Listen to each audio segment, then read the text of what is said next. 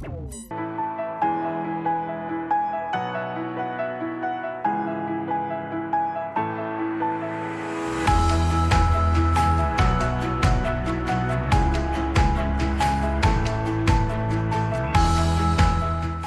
बच्चों, कैसे हैं आप? क्या हाल चाल आपके? डेप्रिसिएशन चैप्टर में आज जिस टॉपिक का हम लोग डिस्कशन करने वाले हैं उसका नाम है प्रोविजन फॉर डेप्रिसिएशन। पिछली क्लास में हम लोगों ने change in method of depreciation को बहुत मस्त तरीके से एंड किया। अभी उस पर प्रैक्टिस क्वेश्चन होने और भी बाकी है, हम आगे करेंगे। लेकिन मेरे बच्चे, जिस टॉपिक को आज हम डिस्कस करने वाले हैं अपने डेप्रिसिएशन चैप्टर में, उसका नाम है प्रोविजन फॉर डेप्रिसिएशन। एक बात मैं आपको सच्चाई बता दूं, क्योंकि ये डेप्रिसिएशन चैप्टर पता नहीं आपने इसके पहले कितनी बार पढ़ा होगा, लेकिन एक सत्य, एक सच्चाई जो है वो ये है कि प्रोविजन फॉर डेप्रिसिएशन का जो एक्चुअल मीनिंग होता है, इस वर्ड का एक्चुअल मीनिंग, वो बहुत ही कम बच्चों को पता होता है। बहुत ही कम बच्चे को, मैक्सिमम बच्चे इस टॉपिक के आते ही अपने रट्टाफिकेशन कॉन्सेप्ट पे आ जाते हैं, जो कि मैं बिल्कुल नहीं चाहूँगा कि मेरे बच्चे यानी कि आप उस आदत को अपने पास रखें। हम लोग प्रोविजन फॉर डेप्रिसिएशन का इन डेप्थ कॉन्सेप्ट पहले समझेंगे, फिर इसको अकाउंटिंग में लेकर आएंगे। सुनिए ध्यान से, मैं आपको प्रोविजन फॉर डेप्रिसिएशन समझाना चाहता हूं, लेकिन मेरे बच्चे उस प्रोविजन फॉर डेप्रिसिएशन को समझाने के पहले मैं आपको लेकर आना चाहता हूं एक ऐसे फैमिली के अंदर, एक ऐसा फैमिली जिसमें इनको हम पापा कहते हैं। ये पापा है और इनका एक बेटा है, बहुत प्यारा सा बेटा या बेटी जो भी समझ लीजिए, वो ये आपका यहाँ पे दिख रहा है। आज बेटा अभी छोटा है। और एक बात बताऊं, ये पापा जो है ना बच्चे, ये पापा क्या करते हैं? बिजनेस करते हैं। ये बिजनेस करते हैं, मतलब कि ये अभी अपने आप को बिजनेस करके अपने घर को चलाते हैं। अपने बिजनेस करते हैं, खूब सारा प्रॉफिट कमाते हैं, उस प्रॉफिट के पैसे से क्या होता है? घर चलता है। ठीक है ना? ये अभी आप दिमाग में लेके चलेंगे। देखो हुआ क्या कि पापा ने देखा कि ये मेरा जो बेटा है, ये बेटा अभी छोटा है, लेकिन आज से 5 साल के बाद, आफ्टर 5 ईयर्स, आज से 5 साल के बाद इस बेटे को पढ़ाने के लिए इनको 5 लाख रुपीज की एक अमाउंट की रिक्वायरमेंट होगी। इनको लगा, किसको लगा जी? पापा को, कि बेटा तो अभी छोटी क्लास में है, जब बड़ा होगा ये सीए करेगा, सीएमए करेगा, सीएस करेगा, एमबीए, पता नहीं क्या क्या करेगा। तो उस केस में जब ये बड़ा हो जाएगा तो इसको 5 लाख रुपीज की रिक्वायरमेंट आएगी इनको पढ़ाने के लिए। ये आज पापा ने क्या क्या दिमाग में रखा। देखो, ये 5 लाख जो पापा ने बेटे के ऊपर में खर्च करना है आज से 5 ईयर्स के बाद, ये पैसा इकट्ठा करने का, यानी कि 5 साल के बाद जो पैसे की रिक्वायरमेंट आएगी, उस रिक्वायरमेंट को मीट करने का इनके पास 3 तरीका है। पहला तरीका, दूसरा तरीका और तीसरा तरीका। आप मुझे बताना कि तीनों में से कौन सा तरीका आपको अच्छा लगता है। पहला तरीका कि पापा क्या करेंगे? बिल्कुल 5 साल तक शांत रहेंगे, बस जैसे टाइम चल रहा है चलते चला जाएगा। 5 ईयर्स के बाद जब ये बच्चा बड़ा हो जाएगा और 5 लाख रुपीज की रिक्वायरमेंट आएगी, तो पापा क्या करेंगे? अपने पास कोई एक एसेट अगर इनके पास है, कोई फिक्स्ड एसेट्स, तो ये क्या करेंगे? फिक्स्ड एसेट्स को बेच देंगे, पैसे इनके पास आ जाएंगे और उस पैसे से क्या करेंगे जी? अपने बच्चे को पढ़ा लेंगे। एक तरीका पापा के पास ये है। कोई भी फिक्स एसेट्स हो सकता है, कोई इनके पास लैंड रहा होगा, कोई इनके पास कोई फ्लैट, कोई बिल्डिंग इन्होंने लेकर रखा होगा, या जिस फ्लैट में रह रहे होंगे उसी को बेच के क्या करेंगे? बच्चे को पढ़ा देंगे। एक तरीका इनके पास ये है। क्या आप इस तरीके को फेवर करते हो? मेरे बच्चे, अगर मुझसे कोई पूछे तो मैं तो इसको बिल्कुल फेवर नहीं करूंगा, क्योंकि आप सोचो कि आप अगर कोई एक एसेट बेच रहे हो, आज 5 साल तक आपने कुछ भी नहीं सोचा, और 5 साल के बाद एक एसेट जो आपने रखा है, आगे पता नहीं उसकी कब रिक्वायरमेंट आ जाए, उसको बेचकर आप अपने बच्चे को पढ़ाओ, मैं कभी फेवर नहीं करूंगा। मैं सारे पापा मम्मी को मना करूंगा कि ये काम नहीं कीजिए, ये ठीक नहीं है। दूसरा तरीका इस पापा के पास कि ये क्या करेंगे जी? बैंक से कोई लोन रेज कर लेंगे, बैंक से कोई लोन रेज कर लेंगे और उस लोन से बच्चे को दे देंगे कि लो बच्चे पढ़ाई करो, और फिर काम पूरा करेंगे। देखो, इससे ये तरीका थोड़ा सा अच्छा है, बट ये भी ठीक नहीं है। लोन रेज करोगे, लोन पे इंटरेस्ट पे करना पड़ेगा, इंटरेस्ट और अननेसेसरी आपके ऊपर में बर्डन क्रिएट होगा, तो ठीक है, लेकिन मुझे इसमें भी ज़्यादा मज़ा नहीं आया। पता है, अगर ये पापा जो है ना, अगर एक स्मार्ट पापा है, स्मार्ट पापा मतलब कि बहुत ही समझदार है, तो इन पापा के पास एक बहुत ही अच्छा उपाय है जो कि मैं थर्ड वाले पार्ट में आपसे डिस्कस करता हूँ। सुनिए ध्यान से क्या, ये पापा क्या करेंगे, अपने बिजनेस से ये क्या कमा रहे हैं, प्रॉफिट कमा रहे हैं, तभी तो घर चल रहा, बच्चे प्रॉफिट कमा रहे हैं, दिन रात ये मेहनत कर रहे हैं। मान लो पापा जी ने क्या किया, एक साल में यहाँ पे एक प्रॉफिट कमाया 8 लाख रुपीज का अमाउंट, 8 लाख रुपीज का। यानी कि इन्होंने क्या किया जी कि पूरे एक साल जो बिजनेस किया, उस बिजनेस करके इनके पास 8 लाख रुपीज बच गया प्रॉफिट का, वो पैसा जो अपने ऊपर में खर्च कर सकते हैं, है ना। तो अगर ये स्मार्ट पापा है तो पता क्या करेंगे, जो प्रॉफिट इन्होंने 8 लाख रुपीज का कमाया है ना, उस प्रॉफिट में से ये 1 लाख रुपीज क्या करेंगे, यहां से माइनस कर देंगे, और बाकी जो पैसा बच गया यानी कि 7 लाख रुपीज, यही वो प्रॉफिट का पैसा है जो अपने ऊपर में, अपने फैमिली के ऊपर में जो रनिंग खर्चे होते हैं ना, घर के आपके रनिंग खर्चे, उन खर्चों को मीट करेंगे। वो पूरे 8 लाख रुपीज अपने फैमिली पे खर्च नहीं करेंगे प्रॉफिट का, वो 1 लाख रुपीज क्या करेंगे जी, वो आपका अलग कर देंगे, और बाकी 7 लाख रुपीज क्या करेंगे, अपने खर्चे पे मीट करेंगे। ये जो 1 लाख रुपीज है ना बच्चे, ये क्या करेंगे, इसको अलग से जमा कर देंगे। अब देखो हुआ क्या होगा, बहुत ध्यान से पिक्चर को क्लियर करना, कि ध्यान से, दिमाग बिल्कुल शांत। पापा ने क्या किया, एक साल बिजनेस किया, आपका गुड्स बेचा, खर्चे मेट किए, लास्ट में उनके पास पैसे कितने बच गए होंगे प्रॉफिट के, 8 लाख रुपीज। ये पैसा कहाँ रहा होगा जी, अगर वो बिजनेस बैंक के थ्रू करते हैं तो वो 8 लाख रुपीज बैंक में पड़ा हुआ है अमाउंट, और वो क्या है जी, प्रॉफिट का पैसा है, वो प्रॉफिट का पैसा है। पता है आपके पापा, वो पापा क्या करेंगे कि 8 लाख रुपीज जो प्रॉफिट का पैसा बैंक में पड़ा हुआ है ना, वो बैंक वाले को बोलेंगे, बैंक भैया ये जो 8 लाख रुपीज मेरा पैसा आपके पास पड़ा हुआ है ना अकाउंट में, उस 8 लाख रुपीज में से 1 लाख रुपीज उस अकाउंट से माइनस कर दो। हमने मतलब पापा ने क्या किया, बैंक वाले को बोला कि मेरे प्रॉफिट का पैसा जो बैंक में 8 लाख रुपीज रखा हुआ है, उस 8 लाख रुपीज में से उस अकाउंट से एक्चुअली 1 लाख रुपीज निकाल के क्या करो, एक दूसरे अकाउंट में जमा कर दो, दूसरे अकाउंट में। तो बैंक वाले ने यही काम किया, आपकी बात को माना कि जिस अकाउंट में आपके 8 लाख रुपीज पड़े हुए थे, उसमें से उन्होंने क्या किया, 1 लाख रुपीज कम कर दिया, इसमें अब कितना बच गया, 7 लाख रुपीज, और उस 1 लाख रुपीज को बैंक वाले ने क्या किया, एक दूसरे अकाउंट में जमा कर दिया। लेकिन बैंक वाले ने जब ये 1 लाख रुपीज दूसरे अकाउंट में जमा किया, तो बैंक वाले ने पूछा कि ये जो 1 लाख रुपीज आप अलग से मुझसे जमा करवा रहे हो किसी और अकाउंट में, उस अकाउंट का क्या नाम दूं मैं, क्या नाम दूं।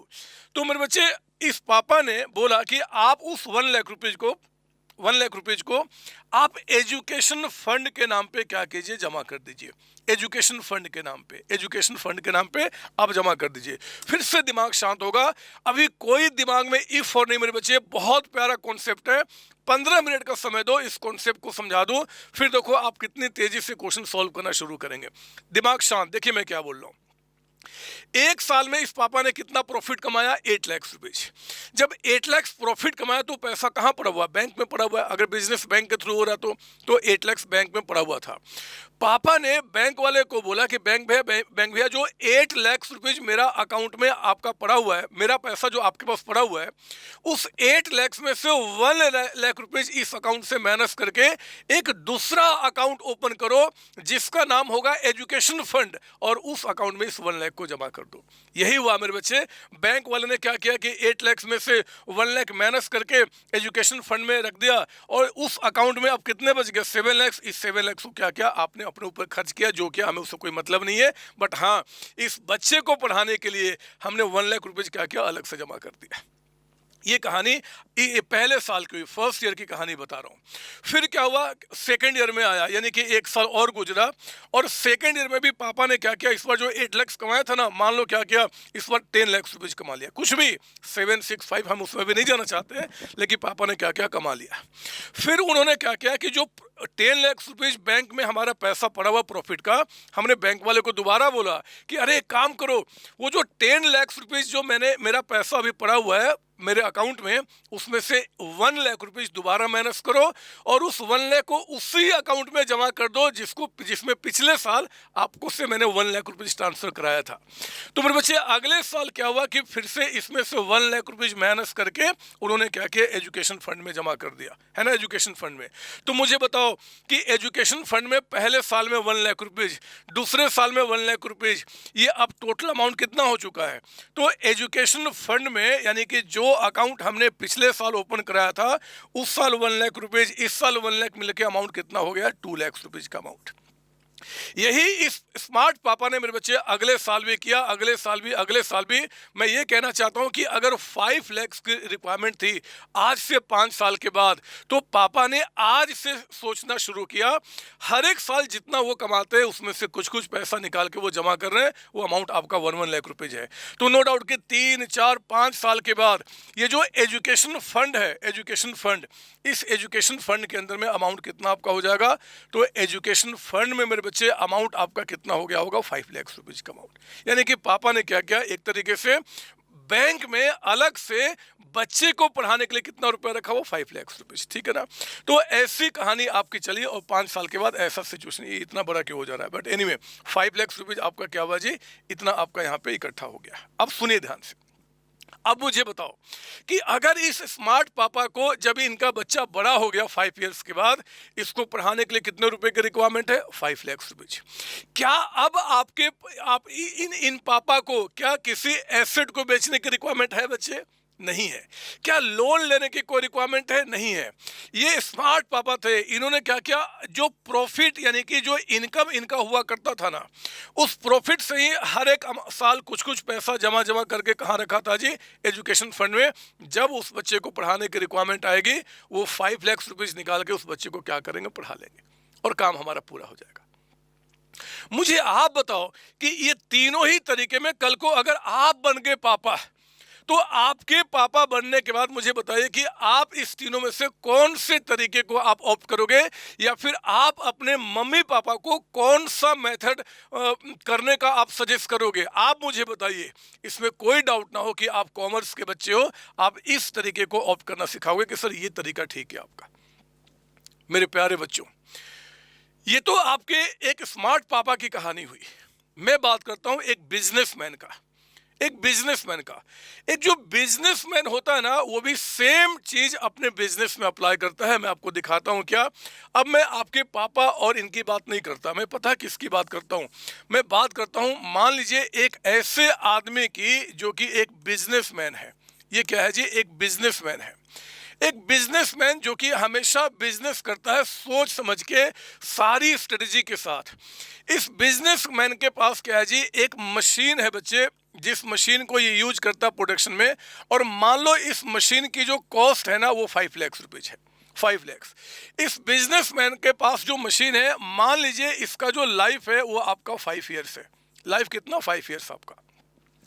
इस बिजनेसमैन को पता है कि आज से 5 इयर्स के बाद मशीन क्या होगा जी, खत्म हो जाएगा, स्क्रैप्ड हो जाएगा और हमें एक नया मशीन खरीदना होगा। तो इनके पास एक तरीका है कि ठीक है अभी हम सोचे नहीं, 5 साल के बाद सोचेंगे, या तो कोई और एसेट बेच के मशीन ले लेंगे या फिर लोन लेके, जो कि दोनों में से कोई भी तरीका ठीक नहीं है। बेस्ट तरीका क्या होता है कि ये बिजनेसमैन जो प्रॉफिट आपका हर एक साल कमाएगा, जो प्रॉफिट कमाएगा, उस प्रॉफिट में से हर एक साल कुछ कुछ पैसा क्या करेगा, जाके अलग से जमा करेगा। ये भी पता क्या करता है, ये मान लीजिए पहले साल में क्या हुआ जी, 8 लाख रुपीज का इन्होंने क्या किया, ये प्रॉफिट कमाया। फर्स्ट ईयर में मान लीजिए इन्होंने 8 लाख का प्रॉफिट कमाया। अगर इनको पता है कि 5 लाख 5 साल के बाद रिक्वायर्ड है, तो अगर हर एक साल 1-1 लाख रुपए अगर इकट्ठा करते हैं, तो after the period of 5 years he will have 5 lakh rupees of amount, आपका 5 लाख रुपए उनके पास होगा। तो इन्होंने क्या किया, जो प्रॉफिट 8 लाख रुपीज कमाया था, प्रॉफिट का पैसा कहाँ पड़ा हुआ है, बैंक में। तो बैंक वाले को बोला कि बैंक भैया वो प्रॉफिट का पैसा जो आपके पास मेरा पड़ा है ना बैंक में, उस अकाउंट से 1 लाख रुपीज माइनस कर दो, उस अकाउंट से 1 लाख रुपीज निकाल दो, और इस 1 लाख रुपीज को निकालकर एक नया अकाउंट मेरे लिए आप अपने पास ओपन करो, और उस नए अकाउंट में इस 1 लाख रुपीज को रख दो। और उस नए अकाउंट का नाम पता है क्या देना, उस नए अकाउंट का नाम देना आप यहाँ पे क्या जी, प्रोविजन फॉर डेप्रिसिएशन। क्या हमने बोला, प्रोविजन फॉर डेप्रिसिएशन आपका। तो प्रोविजन फॉर डेप्रिसिएशन के नाम पे क्या कीजिए, वो जमा कर दीजिए। तो बैंक वाले ने वही काम किया, आपने जो प्रॉफिट कमाया था, जिस अकाउंट में वो पैसे पड़े हुए थे, उस अकाउंट से क्या किया, 1 लाख रुपीज निकाला और आपके नाम से एक नया अकाउंट ओपन किया, प्रोविजन फॉर डेप्रिसिएशन, और उसमें क्या किया, वो पैसा को जमा कर दिया। ठीक है बच्चे, ये सर यही कहानी मेरे बच्चे सेकेंड ईयर में भी हुई। यहाँ पे प्रोविजन फॉर डेप्रिसिएशन में 1 लाख हो गया। फिर आपका क्या हुआ जी कि सेकेंड ईयर आया, सेकेंड ईयर आपका, अच्छा इसमें कितने पैसे अब आपके हो गए, 1 लाख रुपीज, इस अकाउंट में 1 लाख रुपीज हो गए। सेकेंड ईयर में क्या हुआ जी, फिर से इस बिजनेसमैन ने खूब सारा प्रॉफिट कमाया। कितना कमाया हमें उससे मतलब नहीं है, खूब सारा प्रॉफिट कमाया। अगेन जब प्रॉफिट कमाया तो हमने कहा कि उसमें से 1 लाख रुपीज निकालो एंड प्रोविजन में जमा कर दो। तो इस प्रॉफिट से क्या हुआ जी, फिर से 1 लाख रुपीज बैंक वाले ने माइनस करके आपके लिए अलग से जमा कर दिया। तो मुझे बताओ, प्रोविजन फॉर डेप्रिसिएशन के नाम से जो पिछले साल अकाउंट ओपन कराया था, जिसमें 1 लाख रुपीज आपके जमा थे, अब उसमें टोटल पैसा कितना हो गया है, 1 लाख पिछली बार और 1 लाख इस बार जमा किया, ये अमाउंट आपका टोटल कितना हो गया जी, 2 लाख रुपीज। फिर अगले साल ये कहानी हुई होगी 3 लाख रुपीज, फिर अगले साल 4 लाख रुपीज, और 5 सालों के बाद मेरे बच्चे इसमें पैसा कितना हो चुका है, 5 लाख रुपीज आपका। तो 5 लाख रुपए आपके पास ऑलरेडी जमा है। मुझे बताओ, मैं आपसे पूछता हूं कि अगर 5 इयर्स के बाद ये मशीन आपका अगर स्क्रैप्ड हो जाता है और आपको नया मशीन खरीदने की अगर रिक्वायरमेंट आती है, तो क्या उस नए मशीन को खरीदने के लिए क्या आपके ऊपर में कोई हेडक होगा मेरे बच्चे? क्या किसी और एसेट को बेचने की नौबत आएगी? क्या कोई लोन लेने की नौबत आएगी? नहीं आएगी। अगर इस मशीन को स्क्रैप्ड हो जाने के बाद आपको नया मशीन खरीदना है, और नए मशीन खरीदने के लिए मान लो 5 लाख रुपीज की रिक्वायरमेंट है, तो 5 लाख रुपीज ऑलरेडी आपने जमा करके रखा हुआ है बैंक के पास। कौन से अकाउंट में? प्रोविजन फॉर डेप्रिसिएशन से। तो आप क्या करना कि उसमें से वो 5 लाख रुपीज निकाल लेना, और निकाल के क्या करना, अपने जाके एक नया मशीन परचेज कर लेना, और आपका बिजनेस स्मूथली आपका काम चलते चला जाएगा। मैं तो सिर्फ ये बोलना चाहता हूं कि चाहे वो एक स्मार्ट पापा हो, चाहे एक बिजनेसमैन हो, हमेशा फ्यूचर में कोई एक बड़ा खर्च अगर होने वाला है ना बच्चे इकट्ठा, तो वो प्रॉपर प्लानिंग के आपका तहत वो हर एक साल कुछ कुछ पैसा क्या करेगा, जो कमाएगा उसमें से निकालेगा, उसको अलग से जमा करेगा, और वो पैसा संभाल के रखेगा। जब उस पर्पस के लिए पैसे की रिक्वायरमेंट आएगी, उस पैसे से जाके हम क्या करेंगे जी, उस काम को मिट कर लेंगे। तो यही होता है आपका provision for depreciation. Now I am coming to the point. सुनिए मेरी बात ध्यान से। आज के बाद कभी भी मेरे बच्चे, कहीं भी दुनिया के किसी भी कोने में, किसी भी अकाउंटेंसी में, किसी भी लेवल में, अगर आपको नाम दिखता है प्रोविजन फॉर डेप्रिसिएशन, तो आप समझ लेना कि प्रोविजन फॉर डेप्रिसिएशन का मतलब हो गया है कि आज तक जितना पैसा हमने उस मशीन के नाम पे जमा करके रखा होगा, जितना पैसा जमा करके रखा होगा, वो प्रोविजन फॉर डेप्रिसिएशन में हो सकता है कि पिछले 3 साल जो डेप्रिसिएशन हमने चार्ज किया होगा उसका अमाउंट इकट्ठा है। हो सकता है कि 4 साल, मतलब जितने साल भी आज तक उस मशीन पे हमने डेप्रिसिएशन चार्ज किया होगा, वो पूरा अमाउंट इकट्ठा होकर कहाँ पड़ा हुआ, प्रोविजन फॉर डेप्रिसिएशन में। क्लियर है ना? दोबारा दिमाग शांत। देखो, मैं चाहता हूं कि पहले कॉन्सेप्ट आपके दिमाग में बैठ जाए। कोई पूछे कि प्रोविजन फॉर डेप्रिसिएशन क्या है, तो आपका दिमाग पहले आपको बोले कि आज तक हमने प्रॉफिट लॉस अकाउंट से जितना भी डेप्रिसिएशन चार्ज किया होगा, आज तक प्रॉफिट लॉस अकाउंट से पिछले कई वर्षों में जितना भी हमने डेप्रिसिएशन चार्ज किया होगा, वो डेप्रिसिएशन चार्ज किया हुआ अमाउंट अगर हमने एक अलग अकाउंट में जमा करके रखा हुआ है, तो उस अलग अकाउंट को क्या बोलते हैं, प्रोविजन फॉर डेप्रिसिएशन। यानी कि प्रोविजन फॉर डेप्रिसिएशन बता रहा है कि आज तक हमने कितना डेप्रिसिएशन चार्ज किया है, वो इकट्ठा करके वो अमाउंट आपको दिख रहा है। क्लियर है यहां तक आपका? ये सर। अब मैं आपको ना यहां पे अब मम्मी पापा की कहानी से निकाल के मैं कहीं और लेके चलना चाहता हूं, और मैं चाहता हूं ना कुछ नोट आपको पहले लिखा दूं आगे बढ़ने के पहले। लिखिए ना मेरे साथ नोट, फिर हम आगे बढ़ेंगे। मैं अभी बहुत आपको इन डेप्थ लेके जाना चाहता हूं।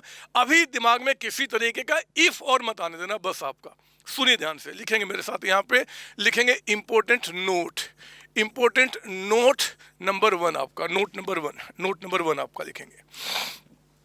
कहते हैं कि डेप्रिसिएशन क्या होता है।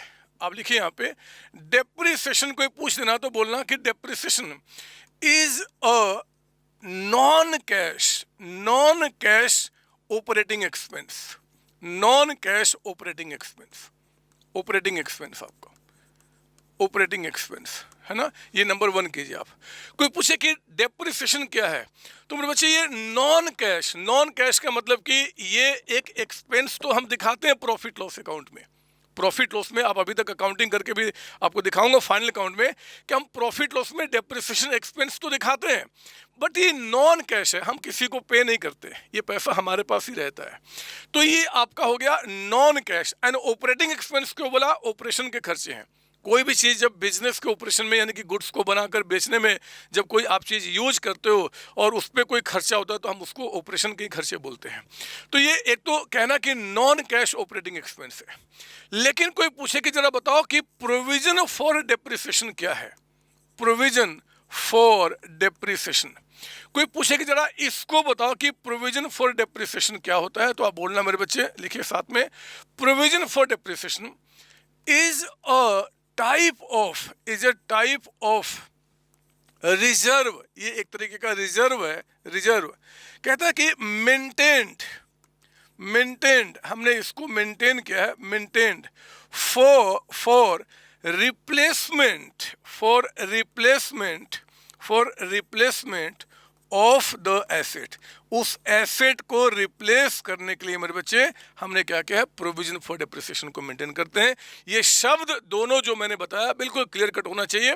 डेप्रिसिएशन क्या है जी? एक एक्सपेंस है जो बिजनेस को ऑपरेशन में होता है, हाँ, नॉन कैश आपका।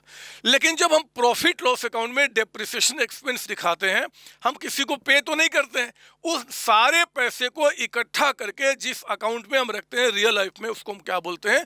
Provision for depreciation. और एक बात मैं आपको बता दूं, सुन लो मेरी बात ध्यान से, जब आप कल को बड़े हो जाएंगे, डिग्री आपके पास आ जाएगी, किसी कंपनी में काम करने जाएंगे, तो हर एक कंपनी का बैलेंस शीट में मेरे बच्चे प्रोविजन फॉर डेप्रिसिएशन वर्ड आपको दिखेगा, क्योंकि यही रियल लाइफ अकाउंटिंग है।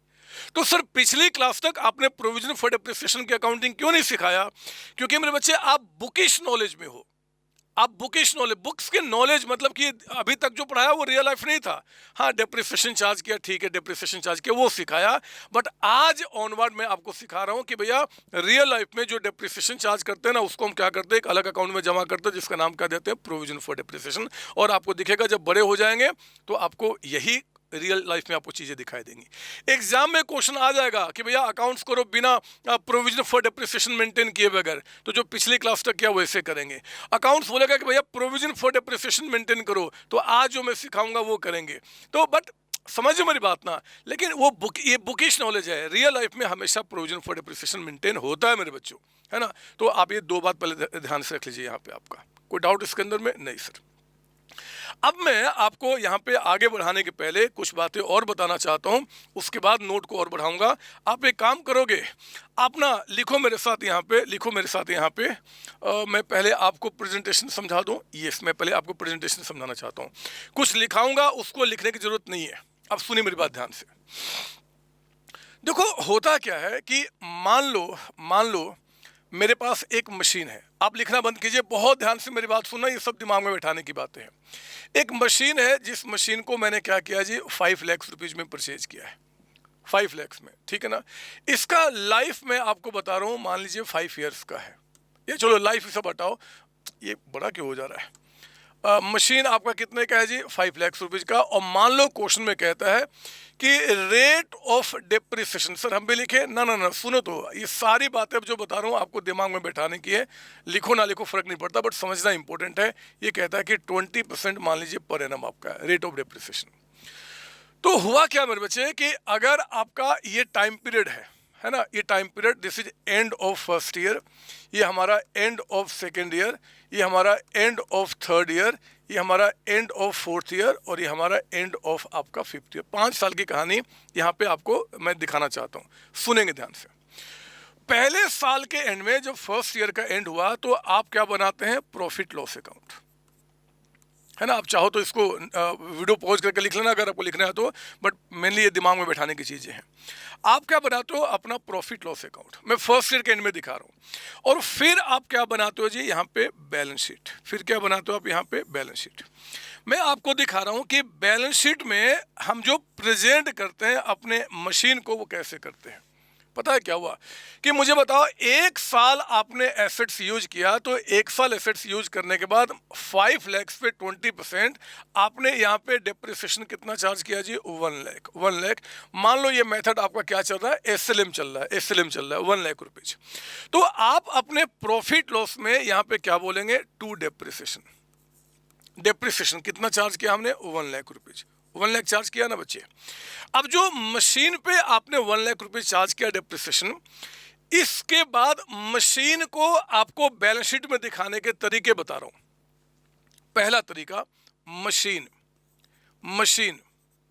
जो हम लोगों ने पिछले क्लास तक किया है, उसमें क्या किया है मुझे बताइए। मशीन कितने का था? 5 लाख का। 5 लाख रुपीज में आपने क्या किया? डेप्रिसिएशन कितना चार्ज कर दिया? 1 लाख रुपीज। 1 लाख रुपीज। तो मशीन की वैल्यू कितनी बच गई? 4 लाख रुपीज। 4 लाख रुपीज, है ना बच्चे। मैं आपको क्या दिखा रहा हूं पता है? ये आपको दिखा रहा हूं प्रेजेंटेशन कैसे कैसे कर सकते हैं। Presentation of fixed assets in balance sheet. हम बैलेंस शीट में फिक्स एसेट्स को कैसे कैसे प्रेजेंट कर सकते हैं।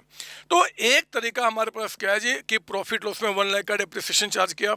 मशीन हमारा कितने का था जी? स्टार्टिंग में 5 लाख का, 1 लाख डेप्रिशिएट हुआ तो वैल्यू कितना बच गया? 4 लाख, है ना। ये आपको पहले साल में, ये हमारा फर्स्ट ईयर में हो गया। अब मैं दिखाता हूँ सेकेंड ईयर में क्या हुआ? ये फर्स्ट ईयर खत्म हुआ। सेकेंड ईयर में बच्चे फिर से आपने मशीन पे क्या बोला होगा? To depreciation, 1 lakh rupees. 1 lakh rupees. तो बैलेंस शीट में अब हमारा मशीन कितने का हो जाएगा? तो हम बोलेंगे भैया मशीन 4 लाख रुपीज का था पिछली बार, तो 4 लाख रुपीज में से 1 लाख रुपीज फिर से हमने डेप्रिशिएट कर दिया।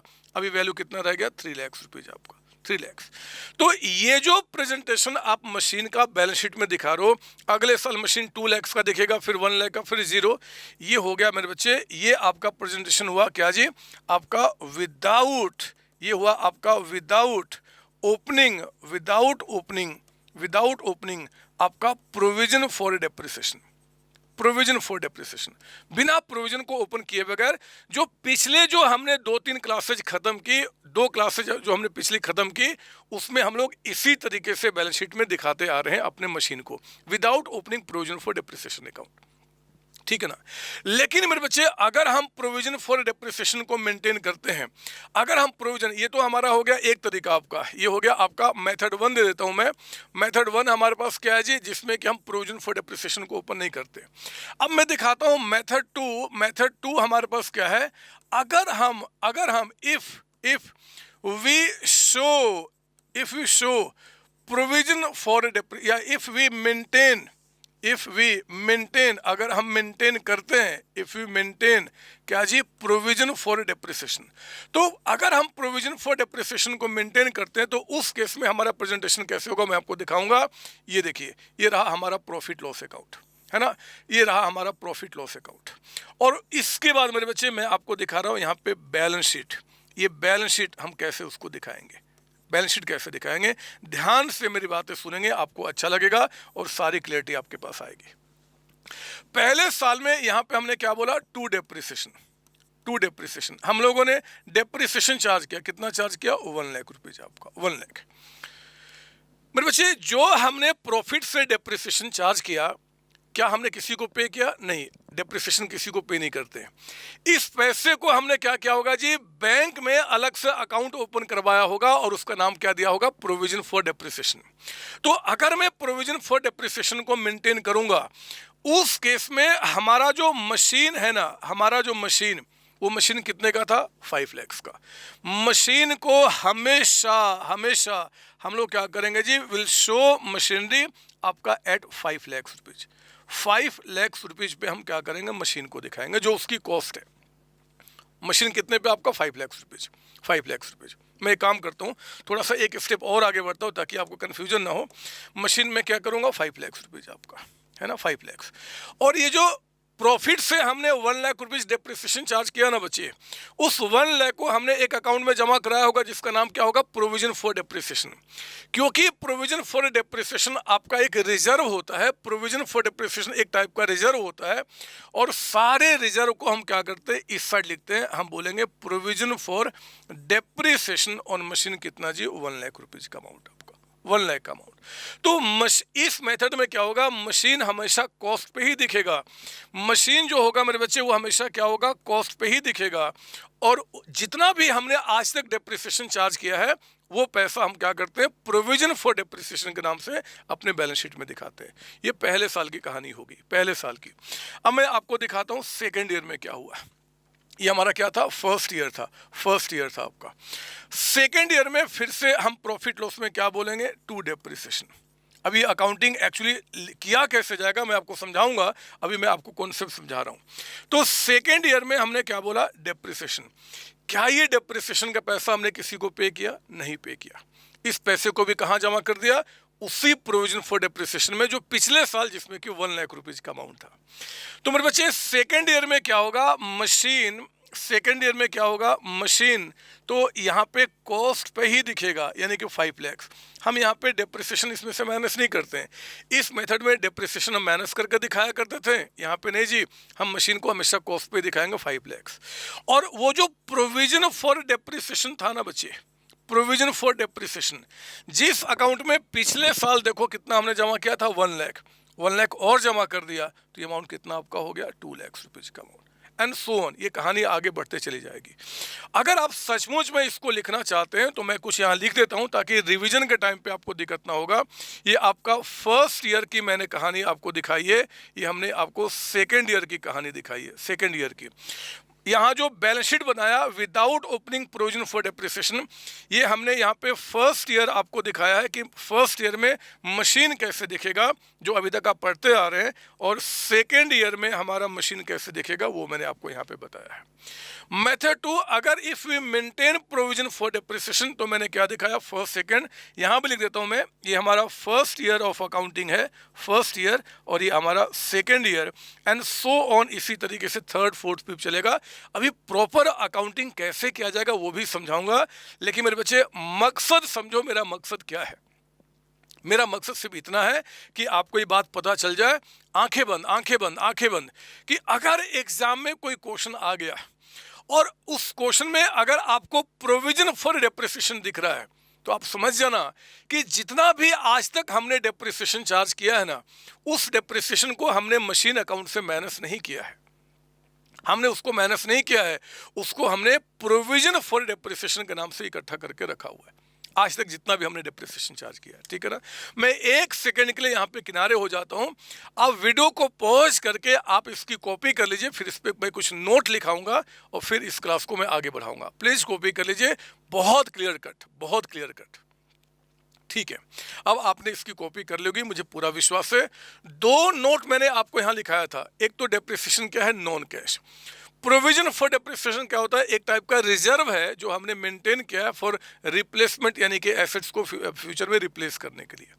नाउ थर्ड नोट लिखा रहा हूँ, आपके पास यहाँ पे जगह है तो यहाँ लिखिए, अगर जगह नहीं है तो कोई बात नहीं, आप इसके बाद ही आप नोट लिखना शुरू कीजिए, इसके बाद ही नोट लिखिए, कोई दिक्कत नहीं है, या मैं इसके बाद ही लिखा देता हूँ, अभी मैं इसके साथ ही इसके बाद ही लिखिए।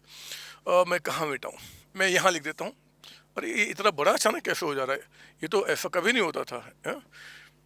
मैं इसको ऐसे करता हूँ। ठीक है, लिखेंगे आप, आपका 2 नोट हो गया था, नोट नंबर 3 लिखेंगे, नोट नंबर 3, नोट नंबर 3 कहते हैं कि इफ प्रोविजन फॉर डेप्रिसिएशन, लिखेंगे इफ प्रोविजन फॉर डेप्रिसिएशन, लिखिए साथ साथ, इस सब एग्जाम में आपका 1 मार्क में भी आ सकता है। If provision for depreciation account is not maintained, अगर हम प्रोविजन फॉर डेप्रिसिएशन अकाउंट को मेंटेन नहीं करते हैं, कॉमा, कहते हैं कि fixed assets are shown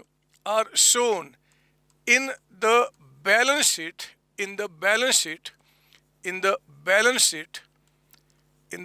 sheet कहता है कि एट इट्स बुक वैल्यू, क्या लिखा हमने, book value.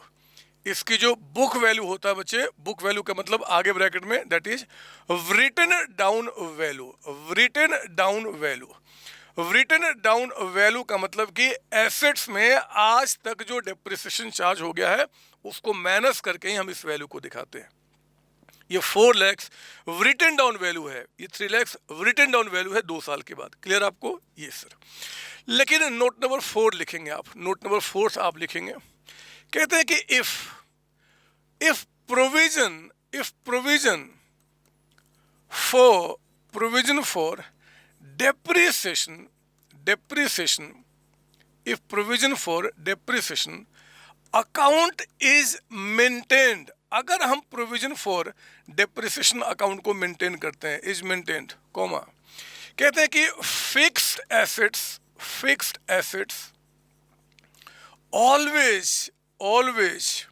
always appear in the balance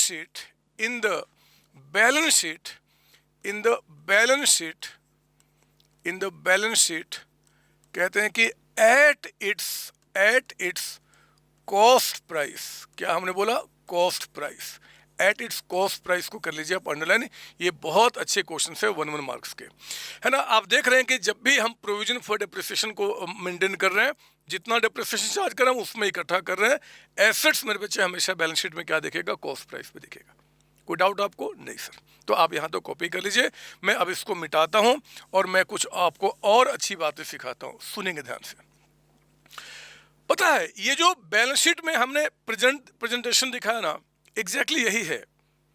लेकिन कभी कभी क्या अक्सर देखा गया है कि आपके एग्जाम में जब क्वेश्चन आता है ना, एग्जाम में, तो जब बैलेंस शीट दिया रहेगा तो कुछ ऐसा बोल देगा। मैं आपको सेकेंड ईयर के एंड वाला बैलेंस शीट दिखाता हूँ। वो कहेगा भैया मशीन कॉस्ट कितनी है? 5 लाख। और ये जो प्रोविजन फॉर डेप्रिसिएशन जो आपने इस साइड लिखा ना बच्चे, इस साइड वो दिखाने के बजाय क्या करेगा कि इस मशीन से ही आपको यहाँ पे लेस करते हुए दिखा देगा, लेस प्रोविजन फॉर डेप्रिसिएशन।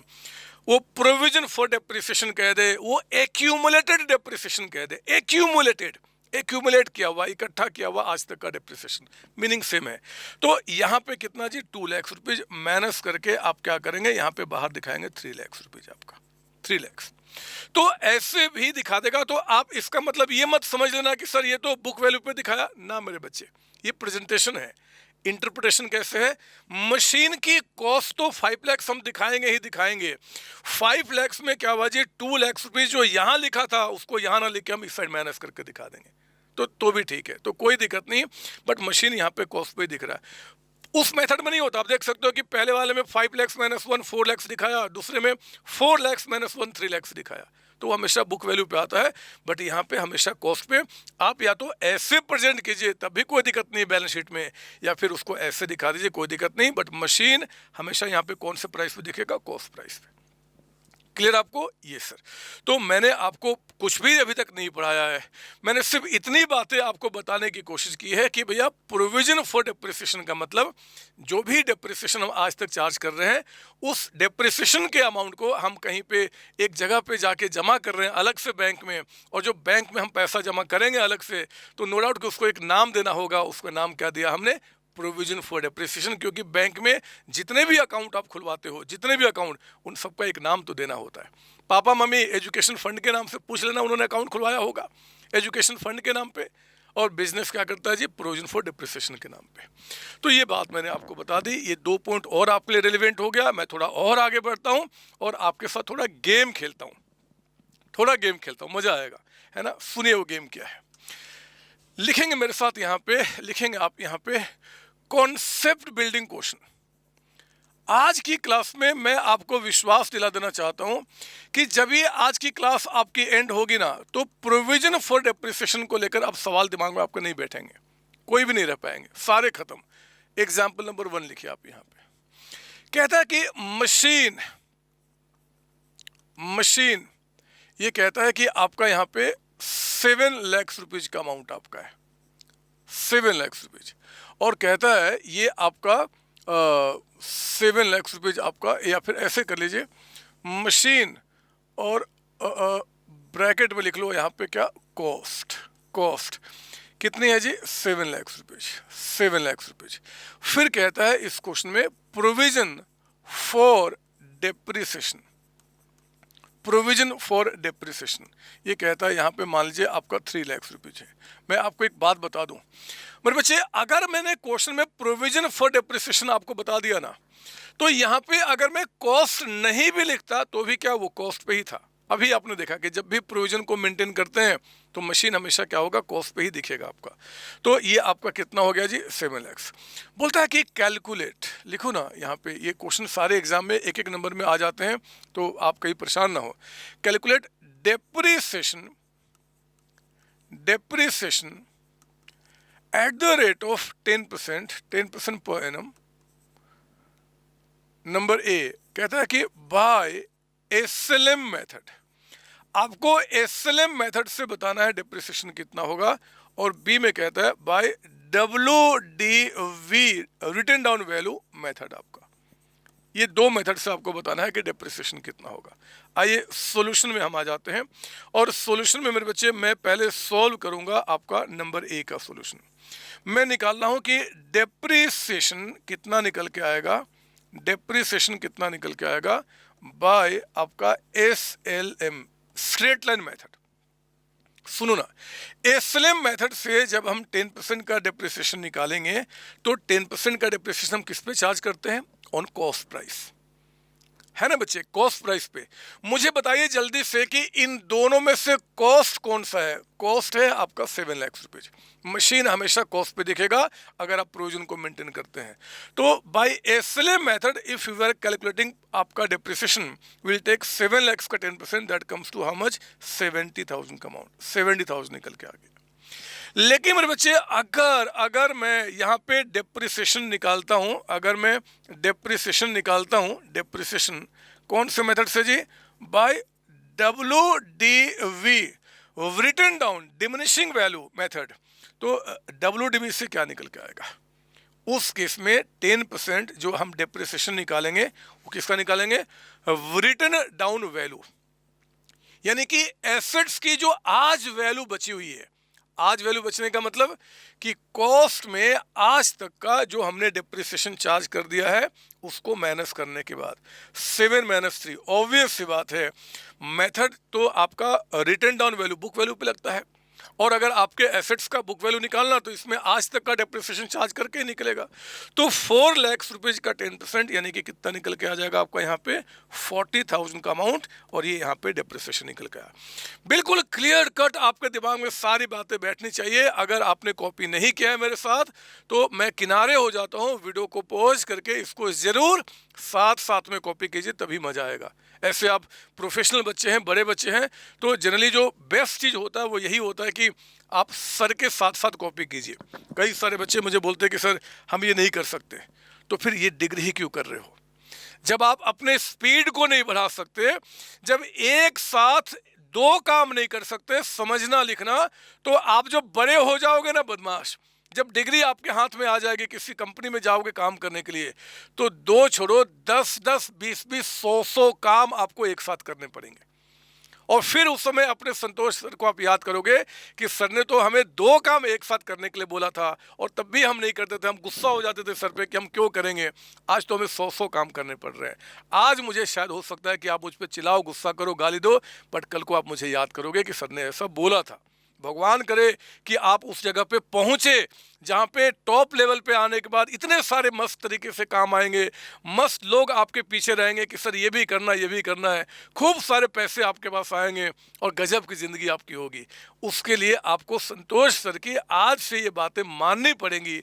अगर नहीं मन करता है तो भी प्लीज़ कॉपी कीजिए। सर हो गया।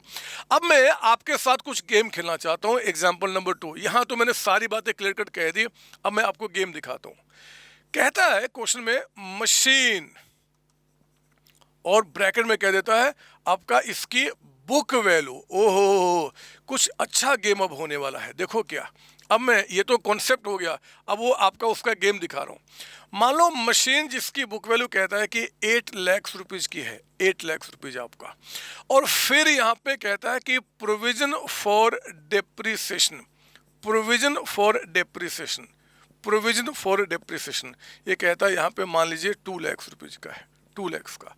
बोलता है कि कैलकुलेट कीजिए, कैलकुलेट आपका डेप्रिसिएशन, कहता है कि calculate depreciation by number A कहता है कि एसएलएम मेथड से, sorry depreciation at the rate of 10% per annum by आपका एसएलएम मेथड, एसएलएम से आप बताइए, और दूसरा बी कहता है रिटन डाउन वैल्यू मेथड, आपका डब्ल्यूडीवी मेथड। आप बताइए क्या निकल के आएगा। ये क्वेश्चन आपके लिए आ गया।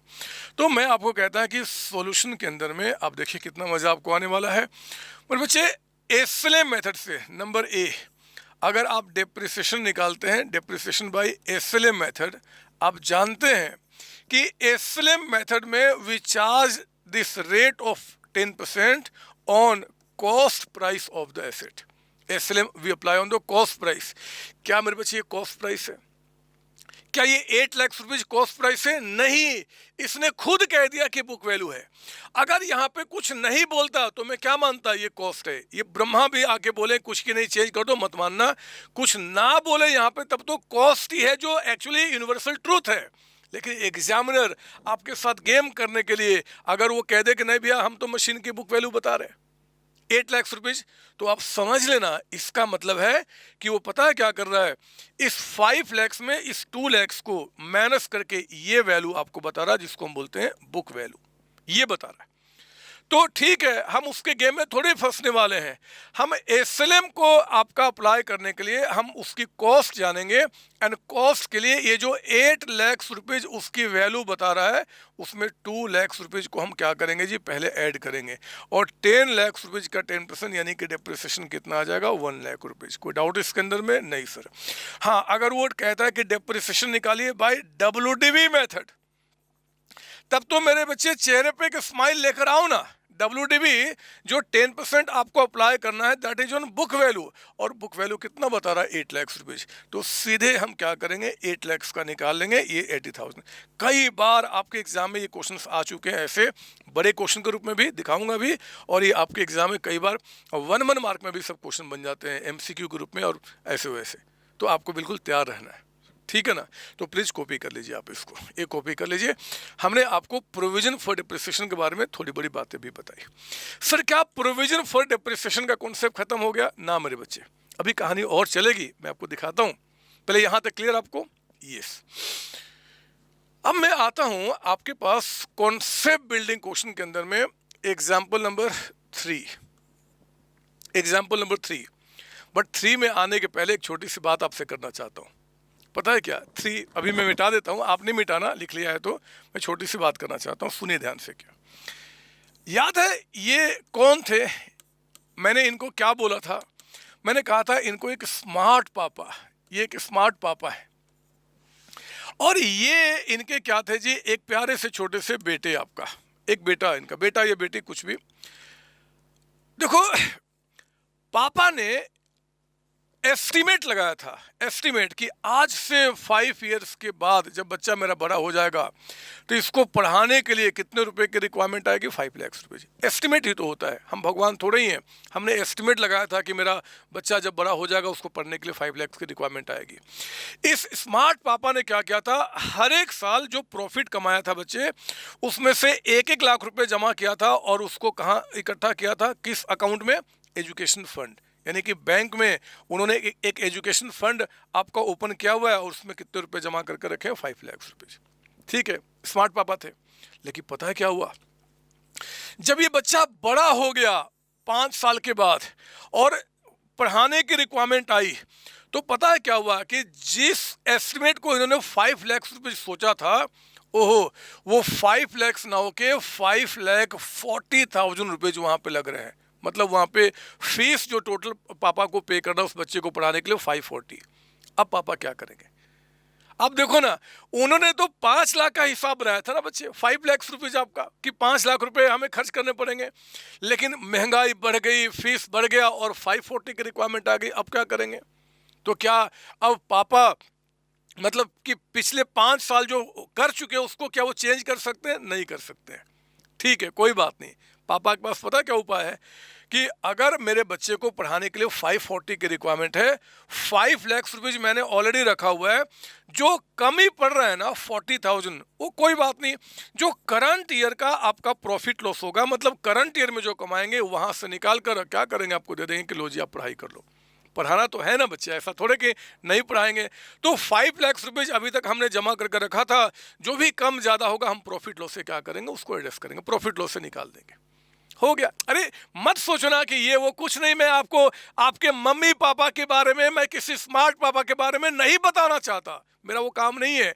मैं बस एक छोटा सा दिमाग में एक पिक्चर क्रिएट करके मैं अल्टीमेटली आपके पास बिजनेस में आना चाहता हूँ, एक बिजनेसमैन की कहानी करना चाहता हूँ, उस बिजनेसमैन की जो जिसके जगह पे कल को आपको खड़ा होना है। आप बिजनेस करोगे, जॉब नहीं करना, हमें जॉब नहीं करना, मजा नहीं आता उसके अंदर में। आप बिजनेस करोगे और मैं आपको तैयार कर रहा हूं, मैं आपको बता रहा हूं कि पता है क्या, ये देखिए मैं आपको क्या बता रहा हूं आपके लिए। ये रहा वो बिजनेसमैन।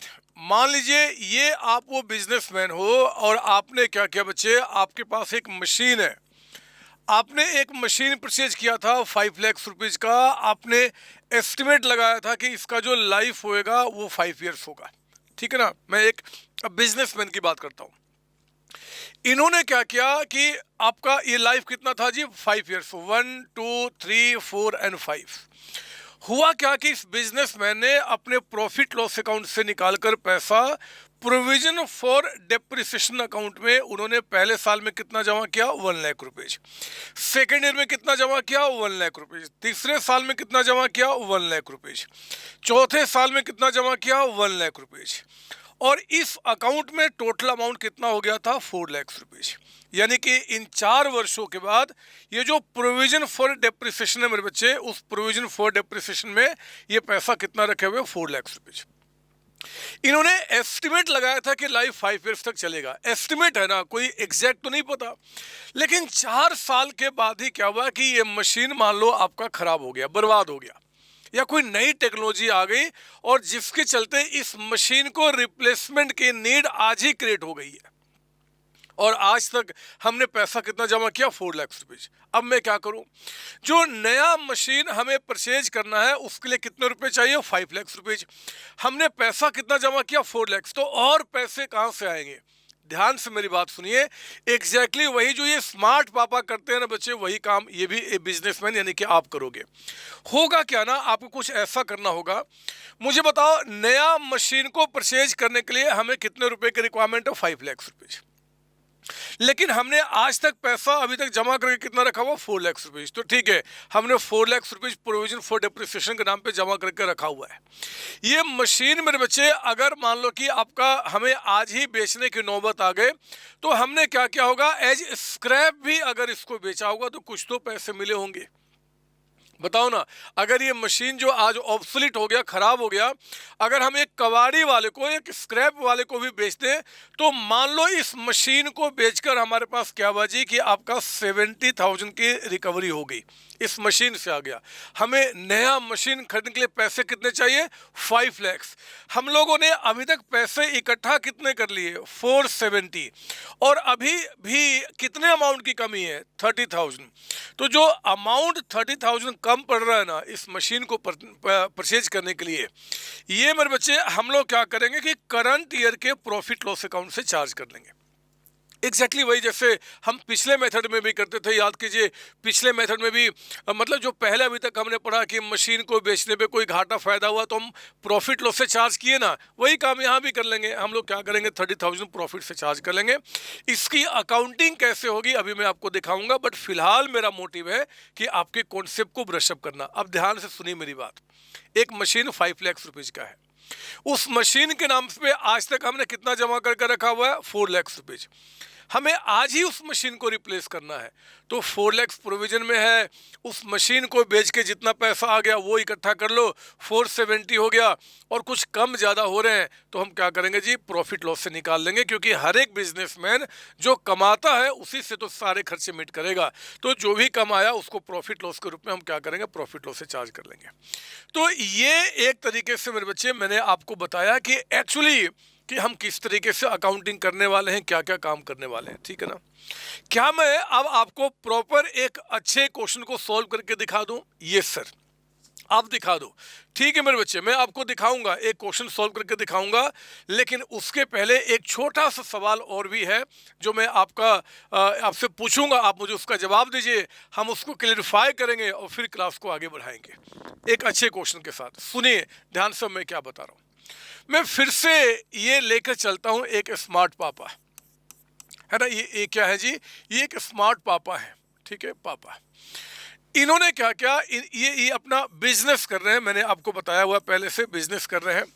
मान लो मेरे बच्चे, इस पापा के 2 बच्चे हैं, बेटा नंबर 1 एंड बेटा नंबर 2। बेटा बेटी कोई भी हो, मतलब 2 इनके बच्चे हैं। मुझे बताइए कि ये पापा के अगर 2 बच्चे हैं तो दोनों ही बच्चों को पढ़ाना होगा ना, बोलो ना हाँ, ये सर। तो हुआ क्या कि मैं आपको बताऊं, ये पापा ने कई वर्षों तक इनके नाम से और इनके नाम से पैसा बैंक में जमा किया हुआ है। जो पैसा इन्होंने जमा किया हुआ है हम उसको क्या बोलते हैं, एजुकेशन फंड। एजुकेशन फंड आपका है ना।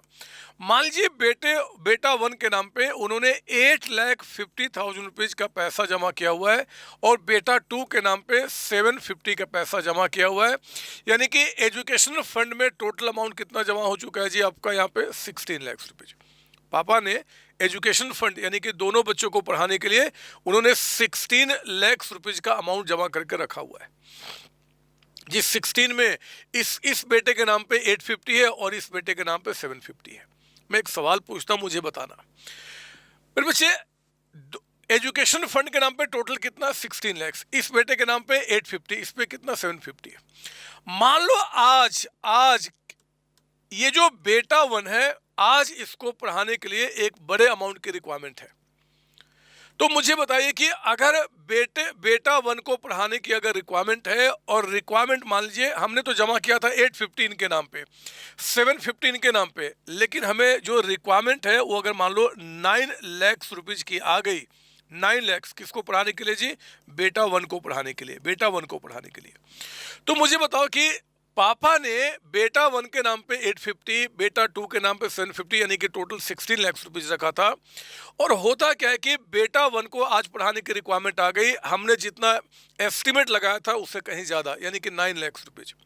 तो मुझे बताओ कि क्या मैं इस एजुकेशन फंड जिसमें कि टोटल 16 लाख रुपीज पड़े हुए हैं, क्या मैं इस 16 लाख में से 9 लाख रुपीज निकाल लूं बेटा 1 को पढ़ाने के लिए, या बेटा 1 को पढ़ाने के लिए सिर्फ 850 निकाल सकता हूं? आप मुझे बताओ लॉजिकली, दिमाग से बात करके। मेरे प्यारे बच्चों, अगर मुझे बेटा 1 को पढ़ाने की रिक्वायरमेंट है ना, तो मैं आउट ऑफ 16 लाख जो टोटल आपका एजुकेशन फंड का पैसा है उसमें से 9 लाख रुपीज नहीं निकाल सकता। अगर 9 निकाल लूंगा ना, तो देखो इस बेटे के हिस्से का कुछ पैसा निकल के आ जाएगा, उस बच्चे को भी तो पढ़ाना है, उसको भी तो हमें बड़ा करना है। तो उस केस में उनके नाम का जो पैसा मैं कैसे निकाल सकता हूं? तो जेन्युइनली मतलब रियल लाइफ में ये स्मार्ट पापा क्या करेंगे कि अगर बेटा 1 को पढ़ाने के लिए 9 लाख की रिक्वायरमेंट है, वो एजुकेशन फंड से कितना निकालेंगे, 850 जो इनके नाम पे जमा किया गया है, और बाकी जो 50,000 का शॉर्ट अमाउंट हो रहा है ना, वो करंट ईयर के प्रॉफिट से निकालकर बेटा 1 को पढ़ा देंगे। यही काम होता है मेरे बच्चे। जब बेटा 2 को पढ़ाने की रिक्वायरमेंट आएगी तो उनके नाम से कितना पैसा जमा किया वो निकालेंगे, एंड सो ऑन। पता मैं क्यों बता रहा हूं? मैं ये आपको बताने का मेरा मेन मोटिव है कि अगर मैं ये पापा को हटाकर अगर मैं रखूं यहाँ पे क्या जी, कि सपोज दैट कि ये एक बिजनेसमैन है, ये एक बिजनेसमैन, इसके पास मशीन 1 है और इसके पास मशीन 2 है। मशीन 1 एंड मशीन 2 दोनों का जो कॉस्ट है ना बच्चे, इनका कॉस्ट मान लीजिए 6 लाख रुपीज है और इनका कॉस्ट मान लीजिए 4 लाख रुपीज है। तो टोटल मशीन की कॉस्ट कितनी हो गई, 10 लाख रुपीज। हमने यानी कि इस बिजनेसमैन ने प्रोविजन फॉर डेप्रिसिएशन, अभी ये समझना है, मैं आपको फिर इसको क्वेश्चन के रूप में दिखाऊंगा। प्रोविजन फॉर डेप्रिसिएशन के नाम पे, मशीन 1 के नाम पे इन्होंने क्या किया है कि 4,80,000 का अमाउंट अभी तक जमा किया है, और इस मशीन के नाम पे मान लीजिए 2 लाख एंड आपका 2,50,000 का अमाउंट इन्होंने जमा किया है।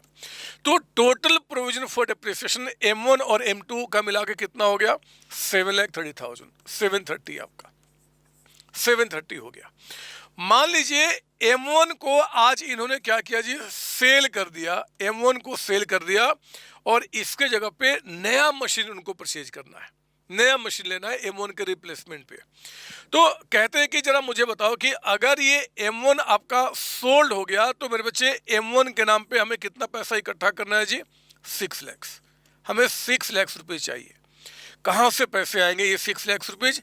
तो ये देखो आप, ये देखो, क्या मैं पूरा का पूरा पैसा 10 लाख में से 6 लाख निकाल दूं? नहीं, हमें क्या करना होगा, इसके नाम पे जितना पैसा आपने प्रोविजन फॉर डेप्रिसिएशन में आपने जमा किया है, हम सिर्फ वही पैसा निकालेंगे। कितना पैसा? 480। तो हमें 6 लाख रुपीज की रिक्वायरमेंट है, 480 यहाँ से आ गया। इस मशीन को मेरे बच्चे M1 को जब सेल किया था ना, है ना, स्क्रैप्ड हो गया था, तो सेल करके, यानी कि सेल ऑफ मशीन, मशीन को सेल करके मान लीजिए हमारे पास क्या हुआ था जी, 1 लाख रुपीज आ गए थे, 1 लाख। तो 6 लाख में हमारे कितने इकट्ठे हो गए? 580। और कितना चाहिए? 20,000। वो 20,000 मेरे बच्चे हम as loss on sale, loss on sale को हम कहाँ से चार्ज कर लेते हैं? प्रॉफिट लॉस अकाउंट से। यानी कि उस प्रॉफिट से 20 निकाल के हमारे पास नया मशीन खरीदने के लिए पैसा हो जाएगा, और जाके हम नया मशीन परचेज कर लेंगे। मैं सिर्फ ये बताना चाहता हूं कि अगर एग्जाम में 2 मशीन, 3 मशीन, 4 मशीन की बात करें और कोई एक मशीन बिक रहा है, तो आपको ध्यान से देखना होगा उस मशीन के नाम पे हमने प्रोविजन फॉर डेप्रिसिएशन में कितना पैसा जमा किया हुआ है, और फिर उस पैसे को हम निकालने की बात करेंगे। वो कैसे होगा, ये सारी बातें कैसे होंगी, मैं चाहता हूं कि एक क्वेश्चन के थ्रू मैं आपको समझाऊं। और हाँ, ये प्रोविजन फॉर डेप्रिसिएशन की अकाउंटिंग भी कैसे होगी बच्चे, वो भी मैं एक क्वेश्चन के थ्रू आपको समझाना चाहता हूँ। हमने कितने एग्जाम्पल्स अभी तक किए थे? एग्जाम्पल कितने किए थे? ये देखिए आप, यहाँ पे हमने 2 एग्जाम्पल किए थे ना, 2 एग्जाम्पल। तो आप 3rd एग्जाम्पल में आइए, एक अच्छा सा क्वेश्चन मैं करा रहा हूँ आपको। और यहाँ ना एक्चुअली थोड़ा दिक्कत आएगी, जगह कम पड़ेगा, तो मैं ना 3rd क्वेश्चन को इस पे यूज करता हूँ आपके लिए, इस पे यूज करता हूँ, और यहाँ पे मैं आपको दिखाता हूँ इसका। हाँ जी बच्चों, मैंने क्या किया, यहाँ पे एक कॉन्सेप्ट बिल्डिंग क्वेश्चन नंबर 3 एक डायग्राम पे बना दिया आपको थोड़ा टाइम सेव करने के लिए। और इस डायग्राम पे आप देखेंगे कि हमारे पास 1 फॉर 2024 से 31 मार्च 25 पहले साल का एंड हो रहा है, 31 March 26 second year, 31 March 27 third, and 31 March 28 fourth year. 4 साल की अकाउंटिंग आपको दिखाऊंगा, how to maintain provision for depreciation account. ये 4 साल मैंने आपको दिखा दिया। इसमें मैंने दिखाया कि बिल्कुल स्टार्टिंग में आपने M1 यानी कि पहला मशीन आपने 2 लाख का परचेज किया है, आपको दिख रहा है यहाँ पे पूरे प्रॉपर। ये सर हमने क्या किया जी, M1 परचेज किया 2 लाख का। 1 टेन 2024 में पहले साल में ही आपने M2 नया मशीन लिया 1 लाख का। फिर सेकेंड ईयर में आपका 1 जुलाई को M3 परचेज किया 50,000 का। और मैंने दिखाया कि 4th ईयर में बिल्कुल स्टार्टिंग में 1 फॉर 2027 को M1 यानी कि जो ये मशीन था 2 लाख का, उसको हमने बेच दिया 45,000 में। क्वेश्चन कहता है बच्चे, यहाँ पे क्वेश्चन कहता है कि चार्ज डेप्रिसिएशन लिखिए। आप ना एक काम करो, वीडियो को पॉज करके पहले आप यहाँ तक तो कॉपी कर लीजिए, आप यहाँ तक कॉपी कर लीजिए, मैं 1 सेकंड के किनारे हो जाता हूँ। इसके बाद की सारी बातें आपको मेरे साथ साथ लिखना है, तो आप इसकी कॉपी कर लीजिए। हो गया? ये सर, तो सुने अब ध्यान से।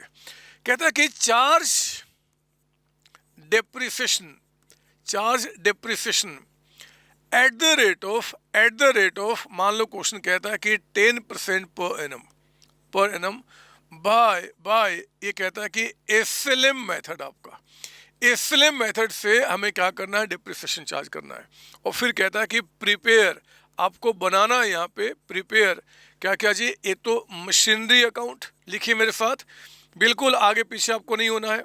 मशीनरी अकाउंट कॉमा कहता है कि डेप्रिसिएशन अकाउंट, आपको यहाँ पे डेप्रिसिएशन अकाउंट भी बनाना है, डेप्रिसिएशन अकाउंट एंड थर्ड कहता है कि आप बनाए यहाँ पे क्या जी, प्रोविजन फॉर डेप्रिसिएशन अकाउंट। ध्यान दीजिए, जब भी एग्जाम में आपको प्रोविजन फॉर डेप्रिसिएशन अकाउंट को मेंटेन करना होगा, वो हमेशा आपको क्वेश्चन में बताएगा बच्चे कि आपको प्रोविजन फॉर डेप्रिसिएशन अकाउंट बनाना है।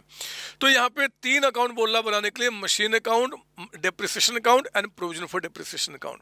अभी तक हम लोग इस अकाउंट को मेंटेन नहीं करते थे, है ना, ये पहली बार हमने शुरुआत किया है।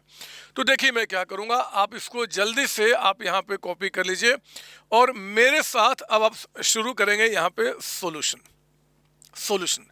एक काम करो, सॉल्यूशन में एक तो आप बनाइए यहाँ पे मशीनरी अकाउंट, एक तो आप बनाएंगे मशीनरी अकाउंट। और मैं बता दूं, कोशिश करो मेरे बच्चे कि आपका जो रजिस्टर है ना, आपका जो रजिस्टर है, उस रजिस्टर के इस 2 पेज को एक साथ रखें। जैसे मान लो ये आपका रजिस्टर है, तो ये 2 पेज को आप एक साथ रखिए, ताकि यहाँ पे भी और यहाँ पे अकाउंटिंग करते समय अगर आप पेज को ऐसे कर लेते हैं तो आपको अकाउंटिंग सभी एक साथ दिखनी चाहिए, एक साथ दिखनी चाहिए, पेज को पलटने का नौबत ना है अगर आपको ठीक से समझना है तो हमने क्या किया, एक यहाँ पे लिया आपका मशीनरी अकाउंट, है ना, एक तरफ में, और मशीनरी अकाउंट में हमने यहाँ पे क्या किया जी, आपके रजिस्टर का हाफ पेज मैंने यहाँ पे लिया, आपके रजिस्टर का हाफ पेज मैंने यूज किया है फॉर प्रिपेयरिंग मशीनरी अकाउंट। आपका ये हमने हाफ पेज यहाँ पे लिया है। मैं थोड़ा सा और यहाँ पे छोटा कर देता हूँ इसको, ठीक है ना, मैं तो दूसरे तरीके से बनाऊंगा। फिर आप यहाँ पे मेरे साथ बनाएंगे डेप्रिसिएशन अकाउंट, आप बनाएंगे यहाँ पे मेरे साथ डेप्रिसिएशन अकाउंट। बिल्कुल साथ साथ आपका पेन चलना चाहिए, ना आगे ना पीछे।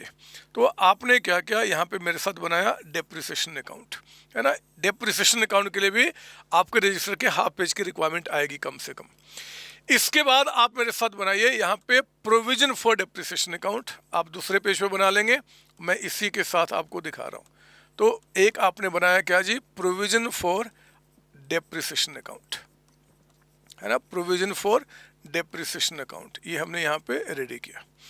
तो ये 3 अकाउंट मैं एक साथ बना रहा हूँ। उसके बाद मैं इस पर कुछ नोट भी लिखाऊंगा बहुत अच्छे से आपकी अंडरस्टैंडिंग को डेवलप कराने के लिए, बट फिलहाल आप इस 3 अकाउंट को मेरे साथ आप बनाएंगे, ठीक है। प्रॉपर जगह है ना हमारे पास, यस सर। मैं थोड़ा सा इसको और बढ़ा लेता हूँ आपके लिए, ठीक है, बट मैं ताकि क्लियर कट आपको सारी चीज़ें देखे इसलिए बोल रहा हूँ। तो मैंने इसको थोड़ा सा और बड़ा कर दिया यूँ, और ये ले लिया आपका यहाँ पे प्रॉपर, ठीक है ना, जगह मेरे पास हो गया है। अब सुनेंगे ध्यान से, मैं स्टार्ट करता हूँ अकाउंटिंग। ये डायग्राम मेरा क्वेश्चन है और इसी से बढ़ूंगा। आपने क्या किया बच्चे, फर्स्ट फॉर 2024 को आपने M1 परचेज किया, तो लिखेंगे फर्स्ट फॉर 2024 को M1 परचेज किया, यानी कि 2 बैंक अकाउंट। एग्जैक्टली वैसे ही जैसे पिछले क्लास में जो अकाउंटिंग किया था वैसे ही आपका 2 बैंक अकाउंट आपका, है ना, 2 बैंक अकाउंट। और ये मशीन हमारा कौन सा है, लिख दो ब्रैकेट में, इसके आगे मैं यहाँ लिख देता हूँ, ये हमारा M1 मशीन है आपका M1। कितने का मशीन परचेज किया, 2 लाख रुपये का, 2 लाख रुपये का, ठीक है ना। समय आगे चला बच्चे, चलते चलते इसी साल में आप देखो 1/10/2024 को आपने एक नया मशीन लिया है। तो हमने बोला 2 बैंक अकाउंट, 2 बैंक अकाउंट, ये मानते हुए कि आपने कैश में परचेज किया है। इस मशीन का नाम क्या है, M2, हमने M2 बोल दिया। और मशीन कितने का, 1 लाख रुपये का, 1 लाख रुपये का। अब ध्यान से मेरी बात सुनेंगे जो मैं आपको बताऊंगा। फिर समय आगे चला, चलते चलते साल के एंड में आ गए। साल का एंड यानी कि जिस दिन हम डेप्रिसिएशन चार्ज करते हैं। तो मेरे बच्चे, जब आप डेप्रिसिएशन चार्ज किए होगे ना 31 मार्च को, तो हम लोग क्या किया होगा, मैं आपको दिखा देता हूँ, सुन लो मेरी बात। आपको ये नहीं बनाना जो बना रहा हूँ। आपने अपने प्रॉफिट लॉस अकाउंट को बनाते समय प्रॉफिट लॉस में क्या बोला होगा आपने, 2 डेप्रिसिएशन। प्रॉफिट लॉस में क्या बोला होगा, 2 डेप्रिसिएशन, क्योंकि प्रॉफिट लॉस हम क्या बोलते हैं, 2 डेप्रिसिएशन आपका, है ना। तो प्रॉफिट लॉस में क्या बोला, 2 डेप्रिसिएशन। डेप्रिसिएशन में क्या बोलेंगे बच्चे, तो 31 मार्च 2025 को आप यहाँ पे बोलेंगे by profit loss account, by profit and loss account, है ना। तो जब provision for depreciation account maintain होता है तो अकाउंटिंग किस तरीके से चलती है उस अकाउंटिंग को मैं समझाने की कोशिश कर रहा हूँ। यहाँ पे 2 डेप्रिसिएशन, तो यहाँ पे क्या, बाय प्रॉफिट लॉस अकाउंट। किन किन मशीन पे हमने चार्ज किया होगा, M1 और M2। मुझे बताइए मेथड क्या है, SLM, रेट क्या है, 10%। आप देखो डायग्राम पे, M1 आपने साल के स्टार्टिंग में परचेज किया था, यानी कि पूरे साल यूज किया, यानी कि पूरे साल का डेप्रिसिएशन कितना हो गया, 20,000। M2 मेरे बच्चे फर्स्ट 10 को लिया था, 6 मंथ्स आपने यूज किया, तो 1 साल का डेप्रिसिएशन 10,000 और 6 मंथ्स का कितना हो जाएगा 5,000 का अमाउंट, यानी कि ये टोटल अमाउंट बाहर कितना चला गया हमारा 25,000। इसमें कोई डाउट आपको नहीं सर। तो आपने क्या किया, आपने डेप्रिसिएशन में बाय प्रॉफिट लॉस अकाउंट 25 हो गया। अब ध्यान से मेरी बात सुनना, जैसे ही प्रॉफिट लॉस अकाउंट से आपने डेप्रिसिएशन चार्ज किया ना बच्चे, ये डेप्रिसिएशन का पैसा हम लोगों ने उसी टाइम कौन से अकाउंट में जाके जमा कर दिया होगा, हमने जमा कर दिया होगा to provision for depreciation account में, प्रोविजन फॉर डेप्रिसिएशन अकाउंट में। जैसे ही प्रॉफिट लॉस अकाउंट से डेप्रिसिएशन चार्ज किया, मतलब प्रॉफिट वाला पैसा कम कर दिया, तो उसी टाइम पे बैंक में कौन सा अकाउंट खोला गया होगा, प्रोविजन फॉर डेप्रिसिएशन, और उस अकाउंट में अमाउंट ट्रांसफर किया गया होगा। तो जितना भी इस अकाउंट में अमाउंट है पूरा का पूरा 25 हम कहाँ पे ट्रांसफर कर देंगे, प्रोविजन फॉर डेप्रिसिएशन अकाउंट में, प्रोविजन फॉर डेप्रिसिएशन अकाउंट में। और हमारा पहले साल का अकाउंटिंग डेप्रिसिएशन का भी पूरा हो गया। नजर यहाँ आप यहाँ पे क्या बोले, डेप्रिसिएशन में टू प्रोविजन फॉर डेप्रिसिएशन। तो प्रोविजन फॉर डेप्रिसिएशन में हम क्या करेंगे, 31 मार्च 2025 को हम बोलेंगे बाय डेप्रिसिएशन अकाउंट, है ना। डेप्रिसिएशन अकाउंट से अमाउंट निकल के आपका प्रोविजन फॉर डेप्रिसिएशन में ट्रांसफर हो रहा है। ध्यान दीजिए, प्रॉफिट से हमने पैसा किस नाम से निकाला, डेप्रिसिएशन के नाम से।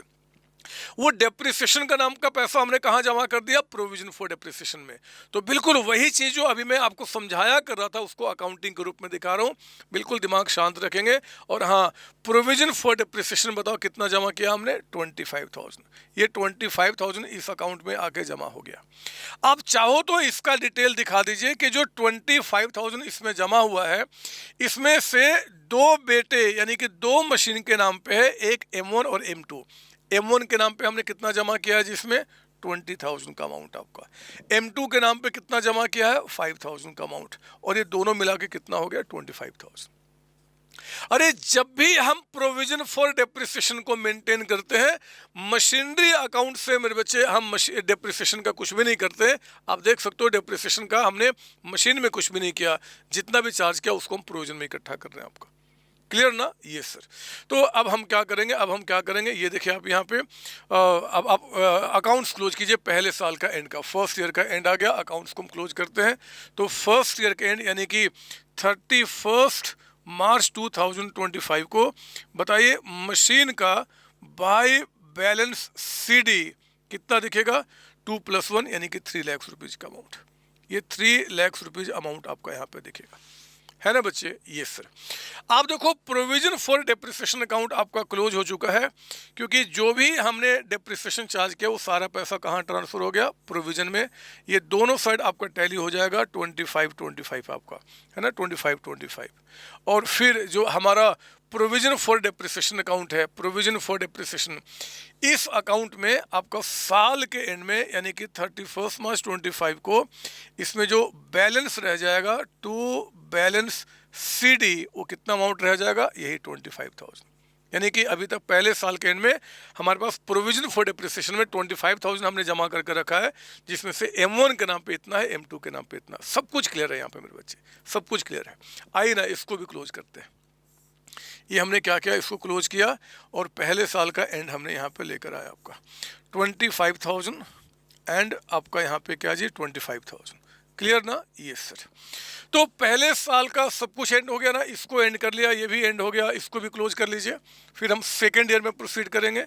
तो इसका भी आपका टोटल कितना हो गया, 3 लाख रुपीज़, और इधर भी कितना हो गया, 3 लाख। मशीनरी अकाउंट हमेशा क्या होगा जी, कॉस्ट प्राइस पर ही आपको दिखेगा। चलिए पहला साल एंड हो गया, हम अगले साल आते हैं। जो इसका क्लोजिंग बैलेंस है वो अगले साल का 1/4/25 को it will become the two balance BD आपका कितना अमाउंट, 3 लाख। ये बार बार लिखने की कोई ज़रूरत है नहीं, क्योंकि हम जानते हैं कि 3 लाख में दो मशीन है, M1 2 लाख का और M2 आपका 1 लाख रुपीज़ का। डेप्रिसिएशन का कोई मेरे बच्चे बैलेंस नहीं होगा, क्योंकि डेप्रिसिएशन जितना भी चार्ज किया वो हमने प्रोविजन में जाके इकट्ठा किया। ये दोनों साइड हमेशा टैली करेगा, तो इसमें तो कोई मतलब ही नहीं बनता बैलेंस लाने का। हाँ, प्रोविजन फॉर डेप्रिसिएशन में आपका 1/4/2025 को यहाँ पे by balance BD BD amount कितना दिखेगा 25,000। इस अकाउंट का आपका ओपनिंग बैलेंस कितना पड़ा हुआ है 25,000। इसमें कोई डाउट आपको? नहीं सर, इसमें कोई डाउट नहीं। अब देखो, अब मैं सेकेंड ईयर में आता हूं और कहानी को आगे बढ़ाता हूं। एग्जैक्टली मैं डायग्राम से बढ़ूंगा। आप जानते हैं कि ये हमारा एक महामंत्र होता है जो हर एक डेप्रिसिएशन के क्वेश्चन पे आपको मास्टरी कराएगा। समय आगे बढ़ा बच्चे, चलते चलते 1/7/2025 आ गया और हमने एक नया मशीन परचेज किया। तो यहाँ पे 1/7/2025 को फिर से एक मशीन आपने परचेज किया टू बैंक अकाउंट और ब्रैकेट में लिख दिया कौन सा मशीन है, M3 आपका M3। तो M3 हमने क्या किया बच्चे, 50,000 का यहाँ पे हमने मशीन परचेज कर लिया। इसमें कोई डाउट आपको? नहीं सर, मशीन को परचेज कर लिया। फिर समय आगे बढ़ा, चलते चलते साल का एंड आ गया। साल के एंड में अगेन हम लोग क्या करेंगे जी, डेप्रिसिएशन चार्ज करेंगे। तो आइए इस बार 31 मार्च 2026 हमने उस साल प्रॉफिट लॉस में क्या बोला होगा, टू डेप्रिसिएशन। तो डेप्रिसिएशन में हमने क्या बोला होगा, बाय प्रॉफिट लॉस अकाउंट। हमने बोला होगा बाय अगेन आपका प्रॉफिट एंड लॉस अकाउंट, आपका प्रॉफिट एंड लॉस अकाउंट। मुझे बताओ जरा जल्दी से, डेप्रिसिएशन कौन कौन से मशीन पे चार्ज करोगे, M1 पे, M2 पे और M3 पे। 3 मशीन हो गए ना बच्चे। 2 मशीन पिछले साल से चल रहे थे आपका, एक मशीन और आ गया, टोटल 3 मशीन है, तीनों पे हम डेप्रिसिएशन चार्ज करेंगे। मुझे बताइए जरा, ये हमारा करंट ईयर है जिस साल में हम लोग डेप्रिसिएशन चार्ज कर रहे हैं। M1 को हमने पूरे साल यूज किया, ये सर। तो M1 पे SLM मेथड चल रहा बच्चे, SLM, तो पूरे साल का डेप्रिसिएशन 20,000 SLM है ना, कॉस्ट पे चार्ज करेंगे। M2 भी देखो इस साल के पहले परचेज किया गया है, यानी कि M2 भी यहाँ पे पूरे साल आपका यूज हुआ। 1 लाख के मशीन पे पूरे साल का आपका डेप्रिसिएशन कितना हो जाएगा, 10,000।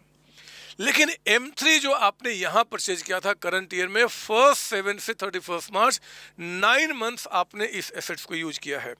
तो 50,000 पे आपका 10% का डेप्रिसिएशन इंटू 9 डिवाइड बाई 12, ये आ गया 3750।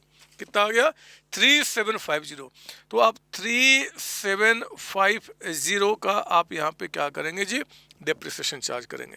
तो हमने प्रॉफिट लॉस से टोटल डेप्रिसिएशन कितना चार्ज किया बताइए आप यहाँ पे, 33,750 का अमाउंट आपका, 33,750 का अमाउंट हमने क्या किया टोटल प्रॉफिट लॉस से, डेप्रिसिएशन में क्या बोला, बाय प्रॉफिट लॉस अकाउंट। इसमें कोई डाउट आपको? अरे कोई डाउट बदमाश? नहीं सर। तो सुनो ना, अब देखो मैं क्या करूंगा, ये सारा का सारा अमाउंट जो हमने डेप्रिसिएशन चार्ज किया प्रॉफिट, इसको कहाँ ट्रांसफर करेंगे जी, अभी के अभी 31 मार्च 26 को वो जो प्रोविजन फॉर डेप्रिसिएशन अकाउंट हमने ओपन कराया था ना बच्चे पिछले साल, उसी में हम क्या करेंगे, ये अमाउंट भी जाके हम यहाँ पे इकट्ठा कर देंगे। प्रोविजन फॉर डेप्रिसिएशन 33,750 का अमाउंट आपका, 33,750।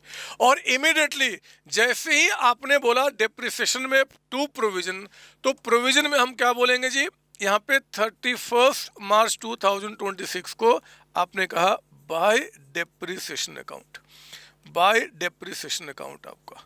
तो आपने कहा बाय डेप्रिसिएशन अकाउंट। कोई डाउट इसके अंदर में? नहीं सर।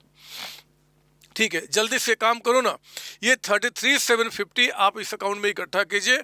आप थोड़ा डिटेल दिखा देना कि भैया इसमें से M1 के नाम पे, M2 के नाम पे और M3 के नाम पे कितना कितना अमाउंट जी। तो 20,000 M1 के नाम पे है, 10,000 आपका M2 के नाम पे है, आपको साथ साथ करना है मेरे, और 3750 का अमाउंट आपका M3 के नाम पे है। तो 33,750 हमने क्या किया यहाँ पे और ट्रांसफर कर दिया। प्रोविजन फॉर डेप्रिसिएशन जिसमें पिछले साल तक 25 था, उसमें और हमने इतना पैसा जमा कर दिया है ना, प्रॉफिट से निकाल कर। अब मुझे बताइए कि साल के एंड में यानी कि 31 मार्च 2026 को इस अकाउंट का मेरे बच्चे बैलेंस कितना हो गया, यानी कि to balance CD carry down आपका कितना हो गया। तो 25 पहले से थे, 33,750 कितना हो गया, 58,750 का अमाउंट, ये होगा ना, यस, इतना पैसा हमारा अभी तक जमा करके रह गया है। अगर आपको जानना है, देखो ये जो लिख रहा हूँ ना यहाँ अंदर वाले कॉलम में, आपकी मर्जी है कितना लिखना है कितना नहीं लिखना है, लेकिन आपको हमेशा बैलेंस जान के रखना होगा कि किस मशीन पे हमने अभी तक कितना पैसा जमा किया है ना। जैसे कि उसका यूज क्या होगा मैं अभी आगे दिखाऊंगा। मुझे बताओ कि M1, M2 और M3 तीनों मशीन के नाम पे कितने कितने पैसे इसमें जमा होके पड़े हैं, आप मुझे बताइए। जैसे बेटा 1 के नाम पे कितना जमा किया, बेटा 2 के नाम पे, उसी तरीके से बताओ M1 के नाम पे अभी तक हमने टोटल कितना पैसा प्रॉफिट से निकाल के जमा किया है। देखो ना, पिछले साल का एंड यानी कि इस साल के स्टार्टिंग में M1 के नाम पे टोटल अमाउंट कितना था? 20,000। बोलो हाँ, आप चाहो तो इसको आप यहाँ भी लिख सकते थे, आपकी मर्जी, कोई दिक्कत नहीं है। तो ये तो कंफर्म्ड है ना कि इस बैलेंस में M1 के नाम से पहले से था 20,000 और करंट ईयर में 20,000 और हमने जमा किया, तो टोटल पैसा M1 के नाम पे कितना हो चुका है? 40,000। हमेशा हर एक स्टेप में आपको ये जानना होगा कि किस मशीन के नाम पे आपने कितना पैसा रखा हुआ है। इससे क्या फायदा होगा? अगर कोई मशीन बिक रहा है, स्क्रैप्ड हो रहा है, फटाफट उसका हम अकाउंट से अमाउंट निकालेंगे। खैर 40,000 M2 के नाम पे जी, 5 यहाँ 10 यहाँ, कितना हो चुका है? 15,000। और M3 के नाम पे पिछले साल तो कुछ नहीं था, इस बार सिर्फ आपका 3750। जब इन तीनों को ऐड करोगे तो कंफर्म्ड इसके बराबर वो अमाउंट आ जाएगा जो 58,750 का अमाउंट आपका है। क्लियर आपको? Yes sir. अब मेरे बच्चे हमने क्या किया, सेकेंड ईयर की भी अकाउंटिंग खत्म कर दी। आइए जरा फटाफट इन अकाउंट्स को क्लोज करते हैं। धीरे धीरे सब कुछ चल रहा है, सारी बातें आपके दिमाग में बैठ रही हैं, एक एक कॉन्सेप्ट को आप समझ रहे हैं। मुझे विश्वास इस बात का, मुझे इस बात का पूरा विश्वास है। तो ये आपका आ गया 58,750 और यहाँ भी कितना आ गया जी? 58,750 आना ही था। यही जो दोनों का अमाउंट को मिला के वही तो पैसा पड़ा हुआ है हमारे पास। मैं ये भी जानता हूँ कि हमारा डेप्रिसिएशन अकाउंट जो बन रहा है बच्चे, इसका कोई भी बैलेंस नहीं बचेगा, क्योंकि जितना पैसा हमने प्रॉफिट लॉस से निकाला है ना, ये 33,750, ये सारा पैसा हम कहाँ ट्रांसफ़र कर चुके हैं? आपका यहाँ पे प्रोविजन फॉर डेप्रिसिएशन में 33,750 का अमाउंट। तो ये तो हमारा ठीक है, ये ठीक है। अब आ जाइए यहाँ पे, आपका मशीनरी को हम लोग क्लोज कर लें। मशीनरी अकाउंट को हम क्लोज कर लें तो मशीनरी अकाउंट में आप देखिए यहाँ पे क्या निकल के आ रहा है। हमारे पास मशीन की कॉस्ट जो स्टार्टिंग से थी वो 3 + 50 अब 350 हो चुका है।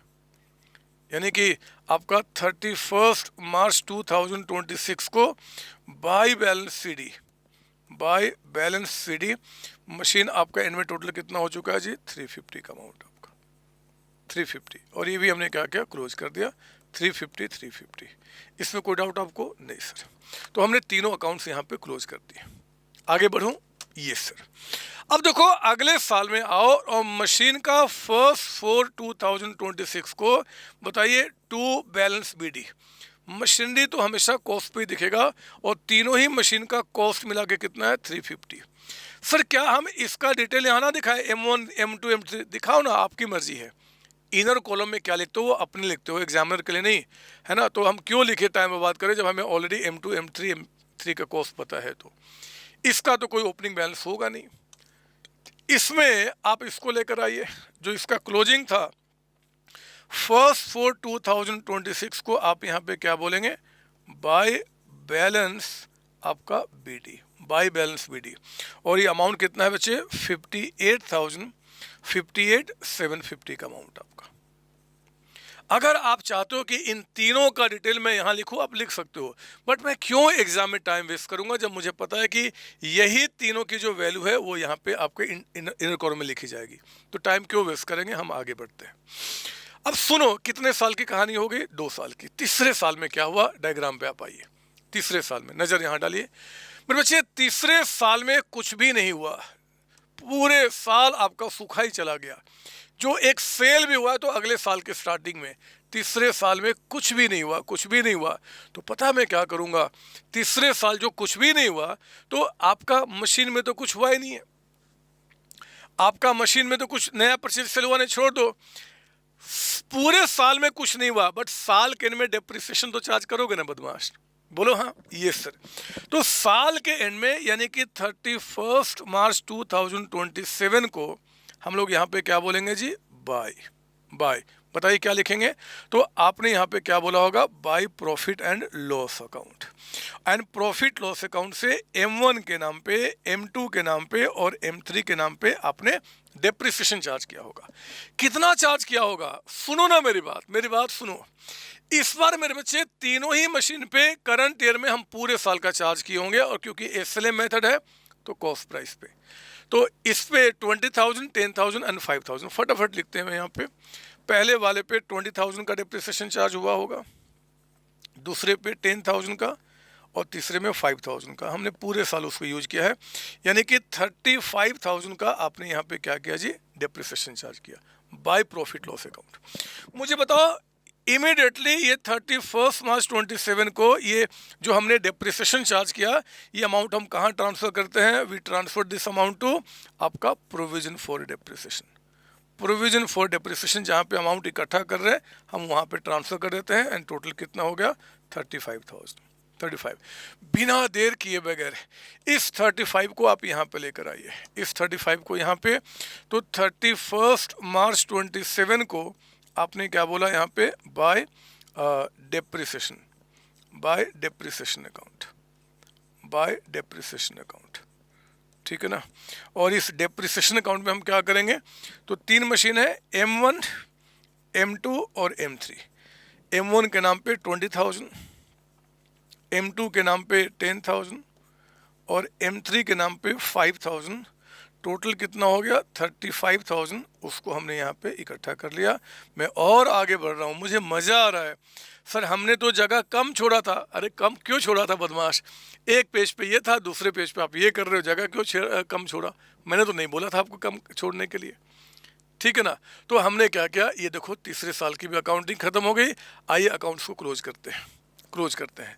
पहले आपका मशीन अकाउंट 31 मार्च 27 को आप बोलेंगे बाय बैलेंस CD। हमें मशीन अकाउंट में कुछ करना ही नहीं होता है ना। 3,50,000 का अमाउंट आपका, ये 350 का अमाउंट हो गया। डेप्रिसिएशन अकाउंट आपका ऑलरेडी टैली कर रहा है। मैं इसको अब अगले साल स्टार्टिंग से लेके चलता हूँ ना, बार बार क्यों यहाँ वहाँ करूँ मैं। तो इसको पूरा क्लोज कर दिया हमने,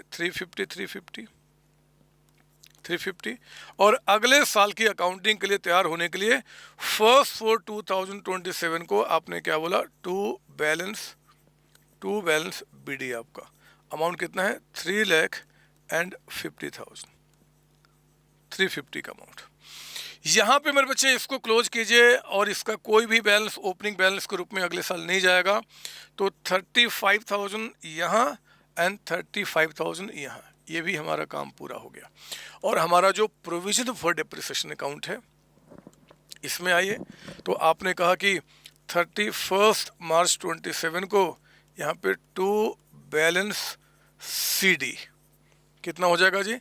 58,750 प्लस 35,000, 58,750 प्लस आपका 35,000, ये हो गया 93,750 का अमाउंट।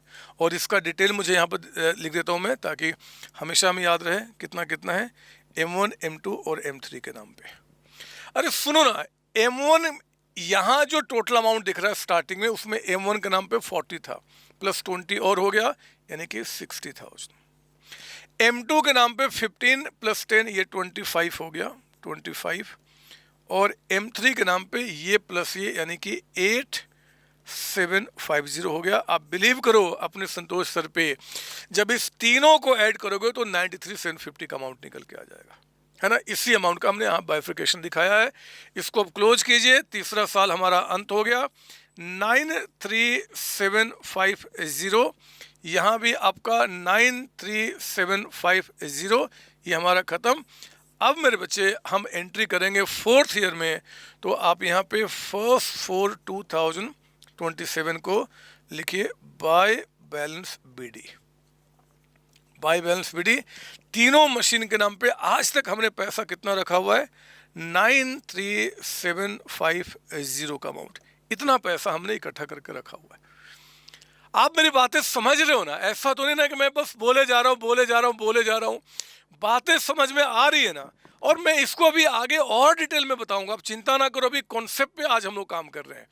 एक एक कॉन्सेप्ट को आपके दिमाग में इस तरीके से तराशना चाहता हूं ना कि दुनिया, मतलब कि जिंदगी आपकी इस जन्म में, अगले जन्म में, अगले जन्म में, अगले जन्म में, कितने भी जन्म लो, बट ये कॉन्सेप्ट हमेशा आपके दिमाग में याद रहे, वैसा कॉन्सेप्ट आपके दिमाग में डालना चाहता हूं विदाउट एनी रट्टाफिकेशन। ठीक है, अब आ गए हम फोर्थ ईयर में, और अब मेरी बात ध्यान से सुनेंगे, आप बहुत ध्यान से मेरी बात सुनेंगे। ये फोर्थ ईयर हमारा है। फोर्थ ईयर में मेरे बच्चे अगले ही दिन क्या हुआ, हमने मशीन 1 को बेच दिया 45,000 में। कितने में बेच दिया? 45,000 में मशीन 1 बिक गया। पता है, जैसे ही मशीन 1 आपने 45 में बेचा ना, तो आप याद रखना कि मशीन 1 का कॉस्ट कितना था? 2 लाख रुपीज। ये आपकी जिम्मेदारी बन जाएगी कि ये 2 लाख रुपीज आप इकट्ठा करें मशीन 1 के नाम पे। हमें 2 लाख रुपए चाहिए नया मशीन खरीदने के लिए। तो अब देखो हम लोग क्या करेंगे, हमारा अकाउंटिंग कैसे होता है। फर्स्ट 427 जिस दिन मशीन आपका बिक गया, मशीन बिक गया, ये देखिए मशीन हमारे क्या होते हैं जी? एसेट्स होते हैं, एसेट्स होते हैं। एसेट्स का बढ़ना क्या हम करते हैं? डेबिट, और घटना क्या करते हैं? क्रेडिट। आपका यही करते हैं ना? ये सर। तो पता हम क्या करेंगे, मशीन जैसे ही बिका, जब मशीन परचेज किया था आपने, डेबिट किया था। जैसे ही मशीन बिक गया, फर्स्ट 427 जिस दिन भी बिक गया, आप क्या करो, जो मशीन बिक गया ना, उसको मशीनरी अकाउंट से हटा दो। ध्यान सुनो, अभी दिमाग में इफ और नहीं, जो भी मशीन आपने सेल कर दिया, उस मशीन को अब मशीनरी अकाउंट से हटाइए, और आप लिख दीजिए इस दिन पे बाय मशीन सोल्ड अकाउंट। हमने क्या बोल दिया? Machine sold account. Machine sold account कह सकते हैं, मशीन डिस्पोजल अकाउंट कह सकते हैं, मशीन स्क्रैप्ड अकाउंट कह सकते हैं। बट हाँ, एक चीज़ तो कंफर्म्ड है, जैसे ही मशीन मेरे बच्चे हमारे पास से चला गया, तो मशीन को क्या करेंगे? अपने मशीनरी अकाउंट से हटा देंगे। सर ऐसा क्यों? बताऊंगा, ठहर जाओ, पहले अकाउंटिंग सीखो। मुझे बताओ, किस मशीन को आपने बेच दिया? Sir M1। मुझे बताओ M1 की कितनी कॉस्ट इसमें मिली हुई है? इसमें जो मिली हुई है, कितने में बेचा उससे मतलब नहीं है, इसमें M1 की कॉस्ट कितनी मिली हुई है? 2 लाख रुपीज। आप इमीडिएटली यहां से क्या कीजिए? 2 लाख रुपीज हटा दो। जैसे ही मशीन कोई बिकेगा, आप क्या करेंगे? मशीन अकाउंट से उसकी कॉस्ट हटा दो, क्योंकि आपने कसम खाया है मशीनरी अकाउंट इस मेथड में हमेशा कॉस्ट पे मेंटेन करेंगे। कुछ भी आएगा जाएगा तो कॉस्ट पे ही हम दिखाएंगे, आएगा तो भी कॉस्ट पे, जाएगा तो भी कॉस्ट पे। तो हमने क्या किया? 2 लाख की मशीन हटा दिया, और मेरे बच्चे इमीडिएटली उसी टाइम पे एक नया अकाउंट ओपन करो। आपके पास यहाँ जगह नहीं होगा, आपके पास इसके बाद जगह होगा। तो अभी फोर्थ ईयर की अकाउंटिंग होनी है प्रोविजन अकाउंट में, तो आप ना उतना, जैसे जितना जगह यहाँ पे यूज हुआ ना, उतना जगह यहाँ पे छोड़ के फिर आप बनाइए मशीनरी डिस्पोजल अकाउंट। मैं उस मशीनरी डिस्पोजल को यहीं पे बना देता हूँ, यहाँ बना देता हूँ मैं, यहाँ है ना, फोर्थ ईयर में यहाँ भी जगह छोड़ के मैं यहाँ बना देता हूँ। तो आप उसके नीचे बनाएंगे machine sold account. Excuse me sir, क्यों? अरे अभी सुनो तो मेरी बात, मैं सारी बातें बताऊंगा, ये क्यों बनता सब बताऊंगा, पहले लिखो तो, अकाउंटिंग सीख लो। मशीन में क्या बोला? By machine sold account. Machine sold में क्या बोलेंगे? फर्स्ट 427 को टू मशीन अकाउंट, यानी कि मशीनरी अकाउंट जो हमारे पास है, उससे इस अकाउंट में हमने कितना ट्रांसफर किया? 2 लाख रुपीज। आपका 2 लाख। मेरे बच्चे, जो मशीन सेल हो गया ना, उसके नाम से हमें कितना इकट्ठा करना है? 2 लाख रुपीज। ठीक है, अब देखो कहानी क्या होगा। मशीन कब बिका था? फर्स्ट फॉर 2027 को, स्टार्टिंग में। अब देखो होगा क्या कि जैसे ही ये मशीन बिक गया ना बच्चे, आपको इस मशीन के लिए कितना इकट्ठा करना है? 2 लाख रुपीज। हमें इसके लिए अलग से पैसा रखना होगा। अब कहां से आएगा? तो मुझे आप बताइए कि मशीन वन यानी कि बेटा वन, मशीन वन यानी कि बेटा वन, इस मशीन के नाम पे आपने प्रोविजन फॉर डेप्रिसिएशन में अभी तक कितना पैसा जमा करके रखा हुआ है? सिर्फ इतना बताओ। क्योंकि अब इसके लिए पैसे चाहिए ना बच्चे। तो ये जो मशीन 1 है, आप मुझे बताइए कि इस मशीन के नाम पे आपने अपने प्रोविजन फॉर डेप्रिसिएशन अकाउंट में कितना पैसा जमा करके रखा हुआ है। ये देखो, आप यहाँ देखो, ऐसे तो प्रोविजन में टोटल 93,750 का अमाउंट है, बट 93,750 में जो मशीन 1 है, M1, उसके नाम का कितना पैसा है? 60,000। याद है ना, बेटा 1, बेटा 2, बेटा 3। तो अगर हमें बेटा 1 को पढ़ाना तो उसके लिए जितना जो पैसा रखा वही निकालना। सेम चीज इसमें से मैं पूरे 2 लाख नहीं निकालूंगा, इसमें से इस मशीन के नाम पे जितना पैसा जमा किया ना बच्चे, वो मैं क्या करूंगा, यहाँ से हटा दूंगा। और मैं अब पता है क्या करूंगा कि हमने कब भेजा था? 1 को ना। तो यहाँ पे 1/4/2027 को आप 93,750 में से 60,000 का अमाउंट आप यहाँ से हटा दीजिए प्रोविजन फॉर डेप्रिसिएशन से। इस रिजर्व को मैं कम कर रहा हूँ और इस 60 को कहाँ ट्रांसफर कर रहा हूँ? टू मशीन सोल्ड अकाउंट के नाम पे। सोल्ड अकाउंट कौन सा मशीन था? M1 अकाउंट आपका, हमने वो हटा दिया। यानी कि प्रोविजन फॉर डेप्रिसिएशन में अब वो मशीन जो बिक गया उसके लिए हमें पैसा अलग से रखना है, हम यहाँ से हटा देंगे, उसको हम अलग इकट्ठा करेंगे। तो हमने क्या किया? 60 हटा दिया मेरे प्यारे बच्चे। अब पता है क्या होगा, जब आपने यहाँ 60 हटाया, प्रोविजन में क्या बोला? Machinery sold. तो मशीनरी सोल्ड में क्या बोलेंगे? 1/4/27 को हमने कहा by provision for depreciation. Provision for depreciation, हमने प्रोविजन फॉर डेप्रिसिएशन से इस अकाउंट में हमने कितना ट्रांसफर किया?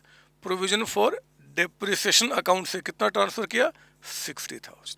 ये लीजिए, जो मशीन आपका 2 लाख का था उसके नाम से प्रोविजन में हमने 60 रखा, उस अकाउंट से निकाल कर हमने क्या किया? यहाँ पे ट्रांसफर कर दिया। तो मेरे बच्चे, M1 के नाम पे आपको इकट्ठा कितना करना है? 2 लाख। हुआ कितना अभी तक? 60। अभी कमी कितने की है? 140 और चाहिए। अब कहाँ से आएगा? तो देखो ना, ये जो M1 है जो कि स्क्रैप्ड हो गया, हमने इसको बेचा कितने में है? 45 में। तो जो बेचकर पैसा आया ना 45, उसको भी क्या करो, इसी में रखिए आप, क्योंकि यहीं पे वो पैसे सारे इकट्ठे करने हैं। 45 आपने क्या बोल दिया? बाय बैंक अकाउंट, है ना। जब बेचा होगा तो पैसे आए होंगे ना, तो बैंक अकाउंट आपका आ गया 45। सुनो, मैं आपसे बात कर रहा हूँ। 2 लाख की रिक्वायरमेंट टोटल कितना फुलफिल हुआ? कितना इकट्ठा हो गया? 1,05,000। 60 हमने जमा किया था, 45 बेच के आ गया। मेरे बच्चे, अभी भी 95,000 रुपीज की आपको कमी हो रही है। 95,000। ये 95 आप कहाँ से इकट्ठा करोगे? अरे बताओ, अभी मैंने समझाया था प्रॉफिट लॉस अकाउंट से। अरे जब भी कोई घाटा फायदा होगा आपके मशीन पे तो कहाँ से निकालेगा? हम प्रॉफिट लॉस अकाउंट से। तो ये 95 जो हुआ ना बच्चे, एक तरीके से आपको लॉस हो गया ना। दिस इज योर लॉस, है ना। उस मशीन पे लॉस हो गया, क्योंकि जिसको 2 लाख में परचेज किया था, आज तक हमने 60 का डेप्रिसिएशन चार्ज किया, बेच कितने हैं तो बाकी लॉस हो गया। ये सारे लॉस हम कहाँ से एडजस्ट करेंगे? By profit and loss account. यानी कि जो साल के एंड में प्रॉफिट लॉस अकाउंट बनेगा, वहाँ में जाके हम इसको आपको वहाँ से निकाल लेंगे। लिख दो ब्रैकेट में loss on sale, loss on cell, आपका लॉस ऑन सेल। और ये आपका अकाउंट्स क्या हो गया? यहाँ पे क्लोज्ड हो गया। तो दोनों साइड आपका 2 लाख। लॉस हो चाहे प्रॉफिट हो, वो कहाँ जाएगा? प्रॉफिट लॉस में। अगर बैलेंस यहाँ ना के यहाँ आता तो क्या बोलता? 2 प्रॉफिट लॉस अकाउंट। बट जो भी कम ज्यादा होगा प्रॉफिट लॉस में एडजस्ट करेंगे। क्लियर यहाँ तक मेरे बच्चों? Yes sir. क्लास के बाद जब आप बाहर निकलोगे ना, और कोई भी आदमी अगर आज के बाद आपसे पूछ देता है कि मशीनरी सोल्ड अकाउंट आप क्यों बनाते हो, रीजन बताओ, तो पता है आपको क्या बताना है? इस अकाउंट को बनाने का हमारा इंस्टीट्यूट कहता है बच्चे कि रीजन है to find out this profit loss. जो मशीन बिक गया उस पर क्या घाटा क्या फायदा हुआ, सिर्फ उसको पता करने के लिए हम मशीनरी सोल्ड अकाउंट बनाते हैं। रीजन कुछ अलग है, ये पैसा इकट्ठा करना एक जगह पे, पर कोई बात नहीं। जब वो बोलते तो हम वही मान लेंगे कि ठीक है जी, इस लॉस को, कि प्रॉफिट हुआ कि लॉस हुआ, इसको निकालने के लिए एग्जाम में क्वेश्चन आ गया। The main purpose of preparing provision for machinery disposal account, machinery sold account, तो क्या बोलेंगे? To find out profit or loss on sale of that asset. Clear ना? मैं भी नोट ग्रुप में लिखाऊंगा अभी। खैर, ये आपका अकाउंट बन गया। मैं जानता हूं आपके दिमाग में सवाल उठ रहा है कि सर इसको बिना बनाए काम नहीं हो सकता। हम वो भी देख लेंगे, अभी मत सोचो कुछ भी, बस कॉन्सेप्ट सीखो जो आपको रिक्वायरमेंट है। तो मेरे प्यारे बच्चों, अब हमने क्या किया जी? मशीन बिका और मशीन जो बिक गया उसकी सारी कहानी हमने ख़त्म कर दी। हमने अपने मशीनरी से उस अकाउंट को हटाया और उस मशीन अकाउंट को बना के जो घाटा फ़ायदा निकाल के इस अकाउंट को क्लोज कर दिया, ख़त्म हो गया। अब मैं कहानी को आगे बढ़ाऊंगा। फिर समय चला, साल का एंड आ गया। साल के एंड में अब हम क्या करेंगे जी, अगेन विल चार्ज डेप्रिसिएशन। तो आइए ना, साल के एंड में यानी कि 31 मार्च 28 को आप यहाँ पे डेप्रिसिएशन चार्ज कीजिए। ये रहा हमारा लास्ट ईयर है, कोई दिक्कत नहीं है। तो आपने क्या किया, 31 मार्च 28 को आपने कहा by profit loss account, by profit and loss account. हम किस पे चार्ज करेंगे मेरे बच्चे, M1 तो बिक गया ना, तो अब M2 बच गया और M3 आपका बच गया। दो ही मशीन तो बच गए, M2 M3। M1 तो आपका ख़त्म हो गया, तो M2 M3 पे चार्ज करना शुरू कीजिए। M2 और M3 दोनों ही इस साल हमने पूरे साल यूज किए हैं, पहले परचेज किए गए। तो M2 पे 10,000, M3 पे 5,000।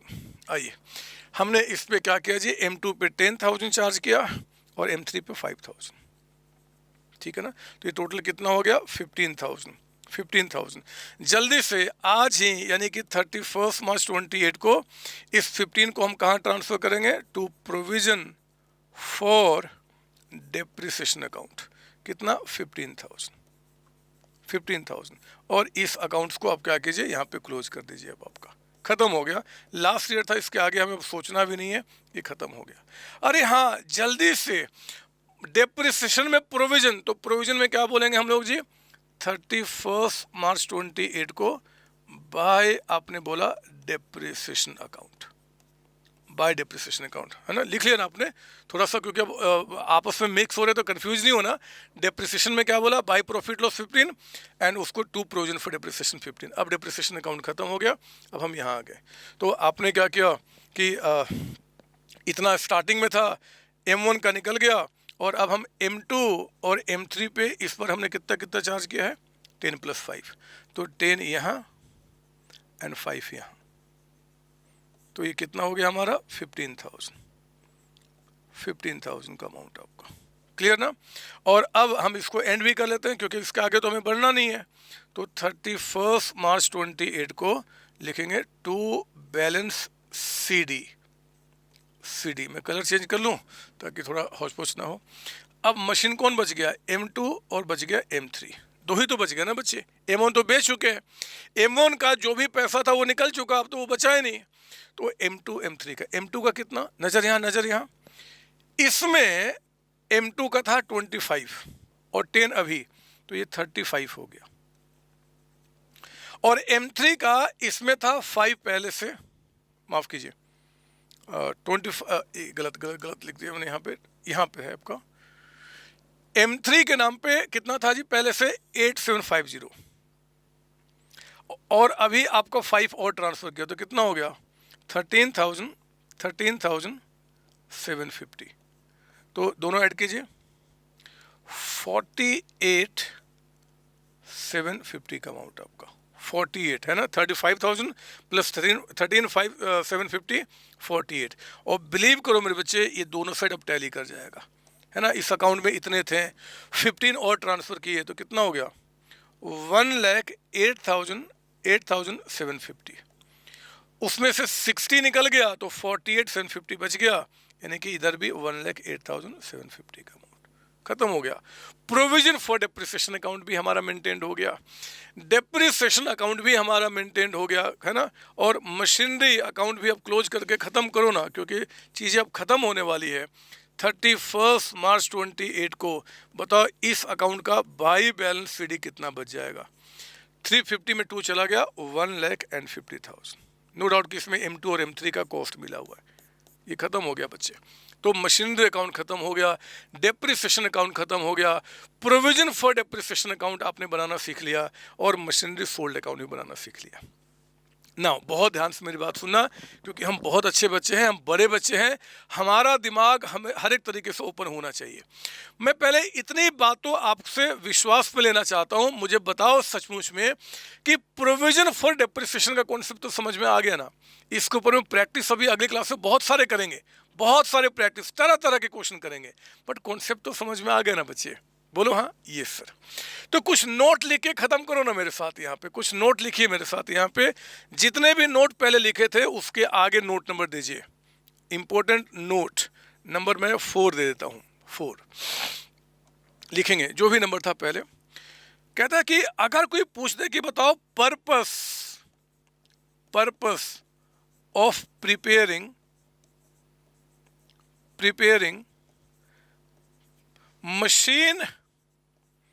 मशीन डिस्पोजल अकाउंट, डिस्पोजल कह देगा, सोल्ड कह देगा, machine sold account, machine scraped account बोल देगा, स्क्रैप्ड अकाउंट, कुछ भी कह दे कि इसका पर्पस बताइए।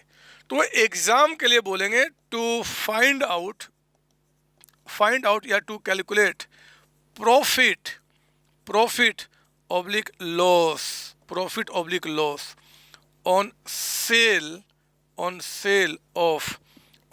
ऑफ आपका मशीन जो सेल हो गया, स्क्रैप्ड हो गया, उसमें क्या प्रॉफिट लॉस हुआ उसको निकालने के लिए इस अकाउंट को बनाते हैं।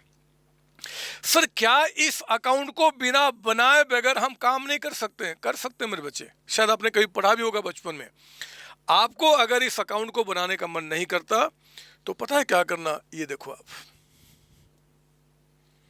आप, आपने जो बोला था ना यहाँ पे by machine sold 2 lakh rupees, तो इस बाई मशीन सोल्ड 2 लाख की जगह पे आप इसके जगह पे क्या करोगे जी, by provision 60,000, by bank 45,000, by profit loss 95,000। तो मतलब देखो ना, इन तीनों को अगर ऐड करोगे तो तीनों का टोटल कितना, 2 लाख। यानी कि अगर इस अकाउंट को आप ओपन नहीं करना चाहते तो आप क्या करेंगे कि बाई मशीनरी सोल्ड की जगह पे by provision for depreciation, by bank, by profit and loss, तीनों का इतना अमाउंट लिखिए तब भी काम चल जाएगा। लेकिन रियल लाइफ में ये बनते हैं तो आपको बनाने चाहिए। एग्जाम में 95% क्वेश्चंस के अंदर में मशीनरी डिस्पोजल अकाउंट आपसे पूछता है तो आपको पता होना चाहिए। एग्जामिनर अगर ना भी बोले कि भैया इस अकाउंट को बनाना है तो भी मैं प्रेफर करता हूं कि आप बना लेना। हाँ, अगर एग्जामिनर एग्जाम में साफ मेंशन कर दे without opening machine disposal account तो ही आप इसको मत ओपन करना, फिर इस तीनों एंट्री को यहीं दिखा देना, इसके जगह पे काम बन जाएगा। अदरवाइज हमेशा अकाउंट खोलना, हमेशा खोलना। क्लियर आपको? ये सर ना।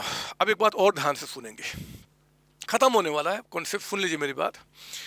एग्जाम में मेरे बच्चे कभी कभी क्या होता है ना, कभी कभी क्या होता है, वो कहता है कि आप ना डेप्रिसिएशन अकाउंट, मतलब एग्जाम में क्या, एग्जाम में देखा जाएगा कि वो जनरली बोलेगा कि भैया मशीन अकाउंट बनाओ एंड प्रोविजन बनाओ, 2 अकाउंट। वो जनरली ये अकाउंट नहीं पूछता क्योंकि लंबा हो जाता है काम, यही एंट्री तो बार बार यहाँ पे जा रही है। और प्रोविजन पूछने का मतलब कि वो इस कॉन्सेप्ट पे आपको फोकस नहीं कराना चाहता, वो फटाफट इसको देखना चाहता है। तो एग्जाम में बहुत ध्यान से हम क्वेश्चन को पढ़ते हैं कि कौन कौन सा अकाउंट पूछ रहा है, हम उसी का आंसर देते हैं। लेकिन मेरे बच्चे एग्जाम में अगर मान लो कि आपसे कहता है कि सिर्फ बनाओ machine and provision for depreciation, अगली क्लास में दिखाऊंगा सिर्फ यही 2 पूछेगा, तो फिर क्या इसको बनाऊंगा? फिर नहीं बनाऊंगा। इसको बिना बनाए बगैर हम यहाँ पे क्या, क्योंकि यही एंट्री बार बार यहाँ पे जा रहा, बाय डेप्रिसिएशन, तो आप क्या करेंगे, बिना यहाँ पे दिखाए बगैर, इसको बनाए बगैर आप इसको डायरेक्टली बना सकते हैं। अगले क्लास उसकी प्रैक्टिस कराऊंगा ही कराऊंगा आपको। मैं बताना चाहता हूँ सिंपली कि जो एग्जाम में बोलेगा वही अकाउंट्स बनाना, उससे हटके कुछ नहीं, ज़्यादा नहीं, टाइम बर्बाद होगा आपका। क्लियर आपको? ये सर। एक और भी आपके डिस्प्यूट्स को मैं ख़त्म करना चाहता हूँ। आपके भैया होंगे, रिलेटिव्स होंगे, दोस्त होंगे, दुश्मन होंगे, डिफरेंट बुक्स आप रेफ़र करेंगे, डिफरेंट बुक्स रेफ़र करेंगे, तो एक चेंजेज कहीं कहीं पे दिख सकता है कि ये जो आपका ये था ना बच्चे, प्रोविजन फॉर डेप्रिसिएशन में हमने क्या लिखा, बाय डेप्रिसिएशन। कई बुक्स में यहाँ पे बाय डेप्रिसिएशन का जगह पे करता है बाय प्रॉफिट लॉस अकाउंट। वो कहता है कि भैया जैसे था ना यहाँ पे, मतलब डेप्रिसिएशन अकाउंट नहीं पूछ रहा है तो हम पैसा प्रॉफिट लॉस से निकाल लेना, तो यहाँ जब ये नहीं बना रहा तो सीधे बोल देंगे बाय प्रॉफिट लॉस अकाउंट। वो भी ठीक है, वो भी गलत नहीं है, क्योंकि अगर ये अकाउंट हम मान लो स्केप ही कर गए तो प्रॉफिट लॉस में क्या लिख रहे हैं, to provision for depreciation, and provision में क्या लिख रहे हैं, बाय प्रॉफिट लॉस अकाउंट। वो भी ठीक है, वो भी गलत नहीं है, लेकिन आपको अपने इंस्टीट्यूट के स्टडी मटेरियल को फॉलो करना चाहिए। और आपका इंस्टीट्यूट यही कहता है कि भैया बाय डेप्रिसिएशन लिखना ज़्यादा अच्छा है, तो आपको ऐसे ही एंट्री करना है। बाय प्रॉफिट लॉस अकाउंट को अवॉइड करना आप। मैंने बाय प्रॉफिट लॉस का इसलिए आपको समझा दिया, किसी दूसरे बुक में देखेंगे तो ये नहीं कि वो गलत है, वो भी ठीक है, बट उन्होंने क्या क्या एंट्री की कटिंग दिखाई हुई है, और आपका इंस्टीट्यूट यही बोलता है जो मैंने कराया हुआ है। ठीक है ना बच्चे, बोलो ना हाँ। तो पता है क्या हुआ, आज मेरे क्लास का जो पर्पस था मैंने उस पर्पस को पूरा किया। प्रोविजन फॉर डेप्रिसिएशन, मुझे नहीं लगता कि अब आपके दिमाग में ये अनक्लियर टॉपिक होगा। ध्यान दो, प्रोविजन फॉर डेप्रिसिएशन क्या है, आपका दिमाग बोलना शुरू कर दिया है, अरे किसी एक अकाउंट में हमने कुछ पैसे अलग से रखे हुए हैं, उस अकाउंट मशीन को रिप्लेस करने के लिए, उसका नाम क्या दिया है, provision for depreciation account. Provision for depreciation से कब पैसा निकलेगा, जैसे ही कोई मशीन बिक गया, स्क्रैप्ड हो गया, उसके नाम का पैसा निकाल के हम अलग से रख लेंगे अब उसको, क्योंकि नया मशीन हमें लेना होगा, है ना बच्चे। तो ये चीज़ें आपके लिए अब क्लियर है। अगली क्लास में अभी मिलूंगा, इस टॉपिक को भी आगे बढ़ाऊंगा, क्योंकि प्रोविजन में और टिपिकल क्वेश्चंस कराने हैं। यहाँ तो एक सिंपल कॉन्सेप्ट को उठाया था मैंने कि मशीनरी आपका स्टार्टिंग में ही बिक गया, क्या होता बीच में बिकता तो फिर अकाउंटिंग कैसे होती। एग्जाम में यहाँ पे तो 4 साल का क्वेश्चन है, एक ही साल का क्वेश्चन हो गया, और उसमें कहता है कि भैया प्रोविजन में इतना बैलेंस है। बहुत सारी चीज़ें अभी होने वाली है, लेकिन बिलीव करो, जैसे जैसे चैप्टर आगे बढ़ेगा, टॉपिक आगे बढ़ेगा, आप इस चैप्टर को एंजॉय करेंगे, इस टॉपिक को एंजॉय करेंगे, ना कि आपके ऊपर में बर्डन क्रिएट होने वाला है। आप सबको बच्चे बाय बाय टाटा, मिलते हैं अगली क्लास में इसके आगे इस कॉन्सेप्ट को बढ़ाने के लिए। थैंक यू बच्चों, थैंक यू जी।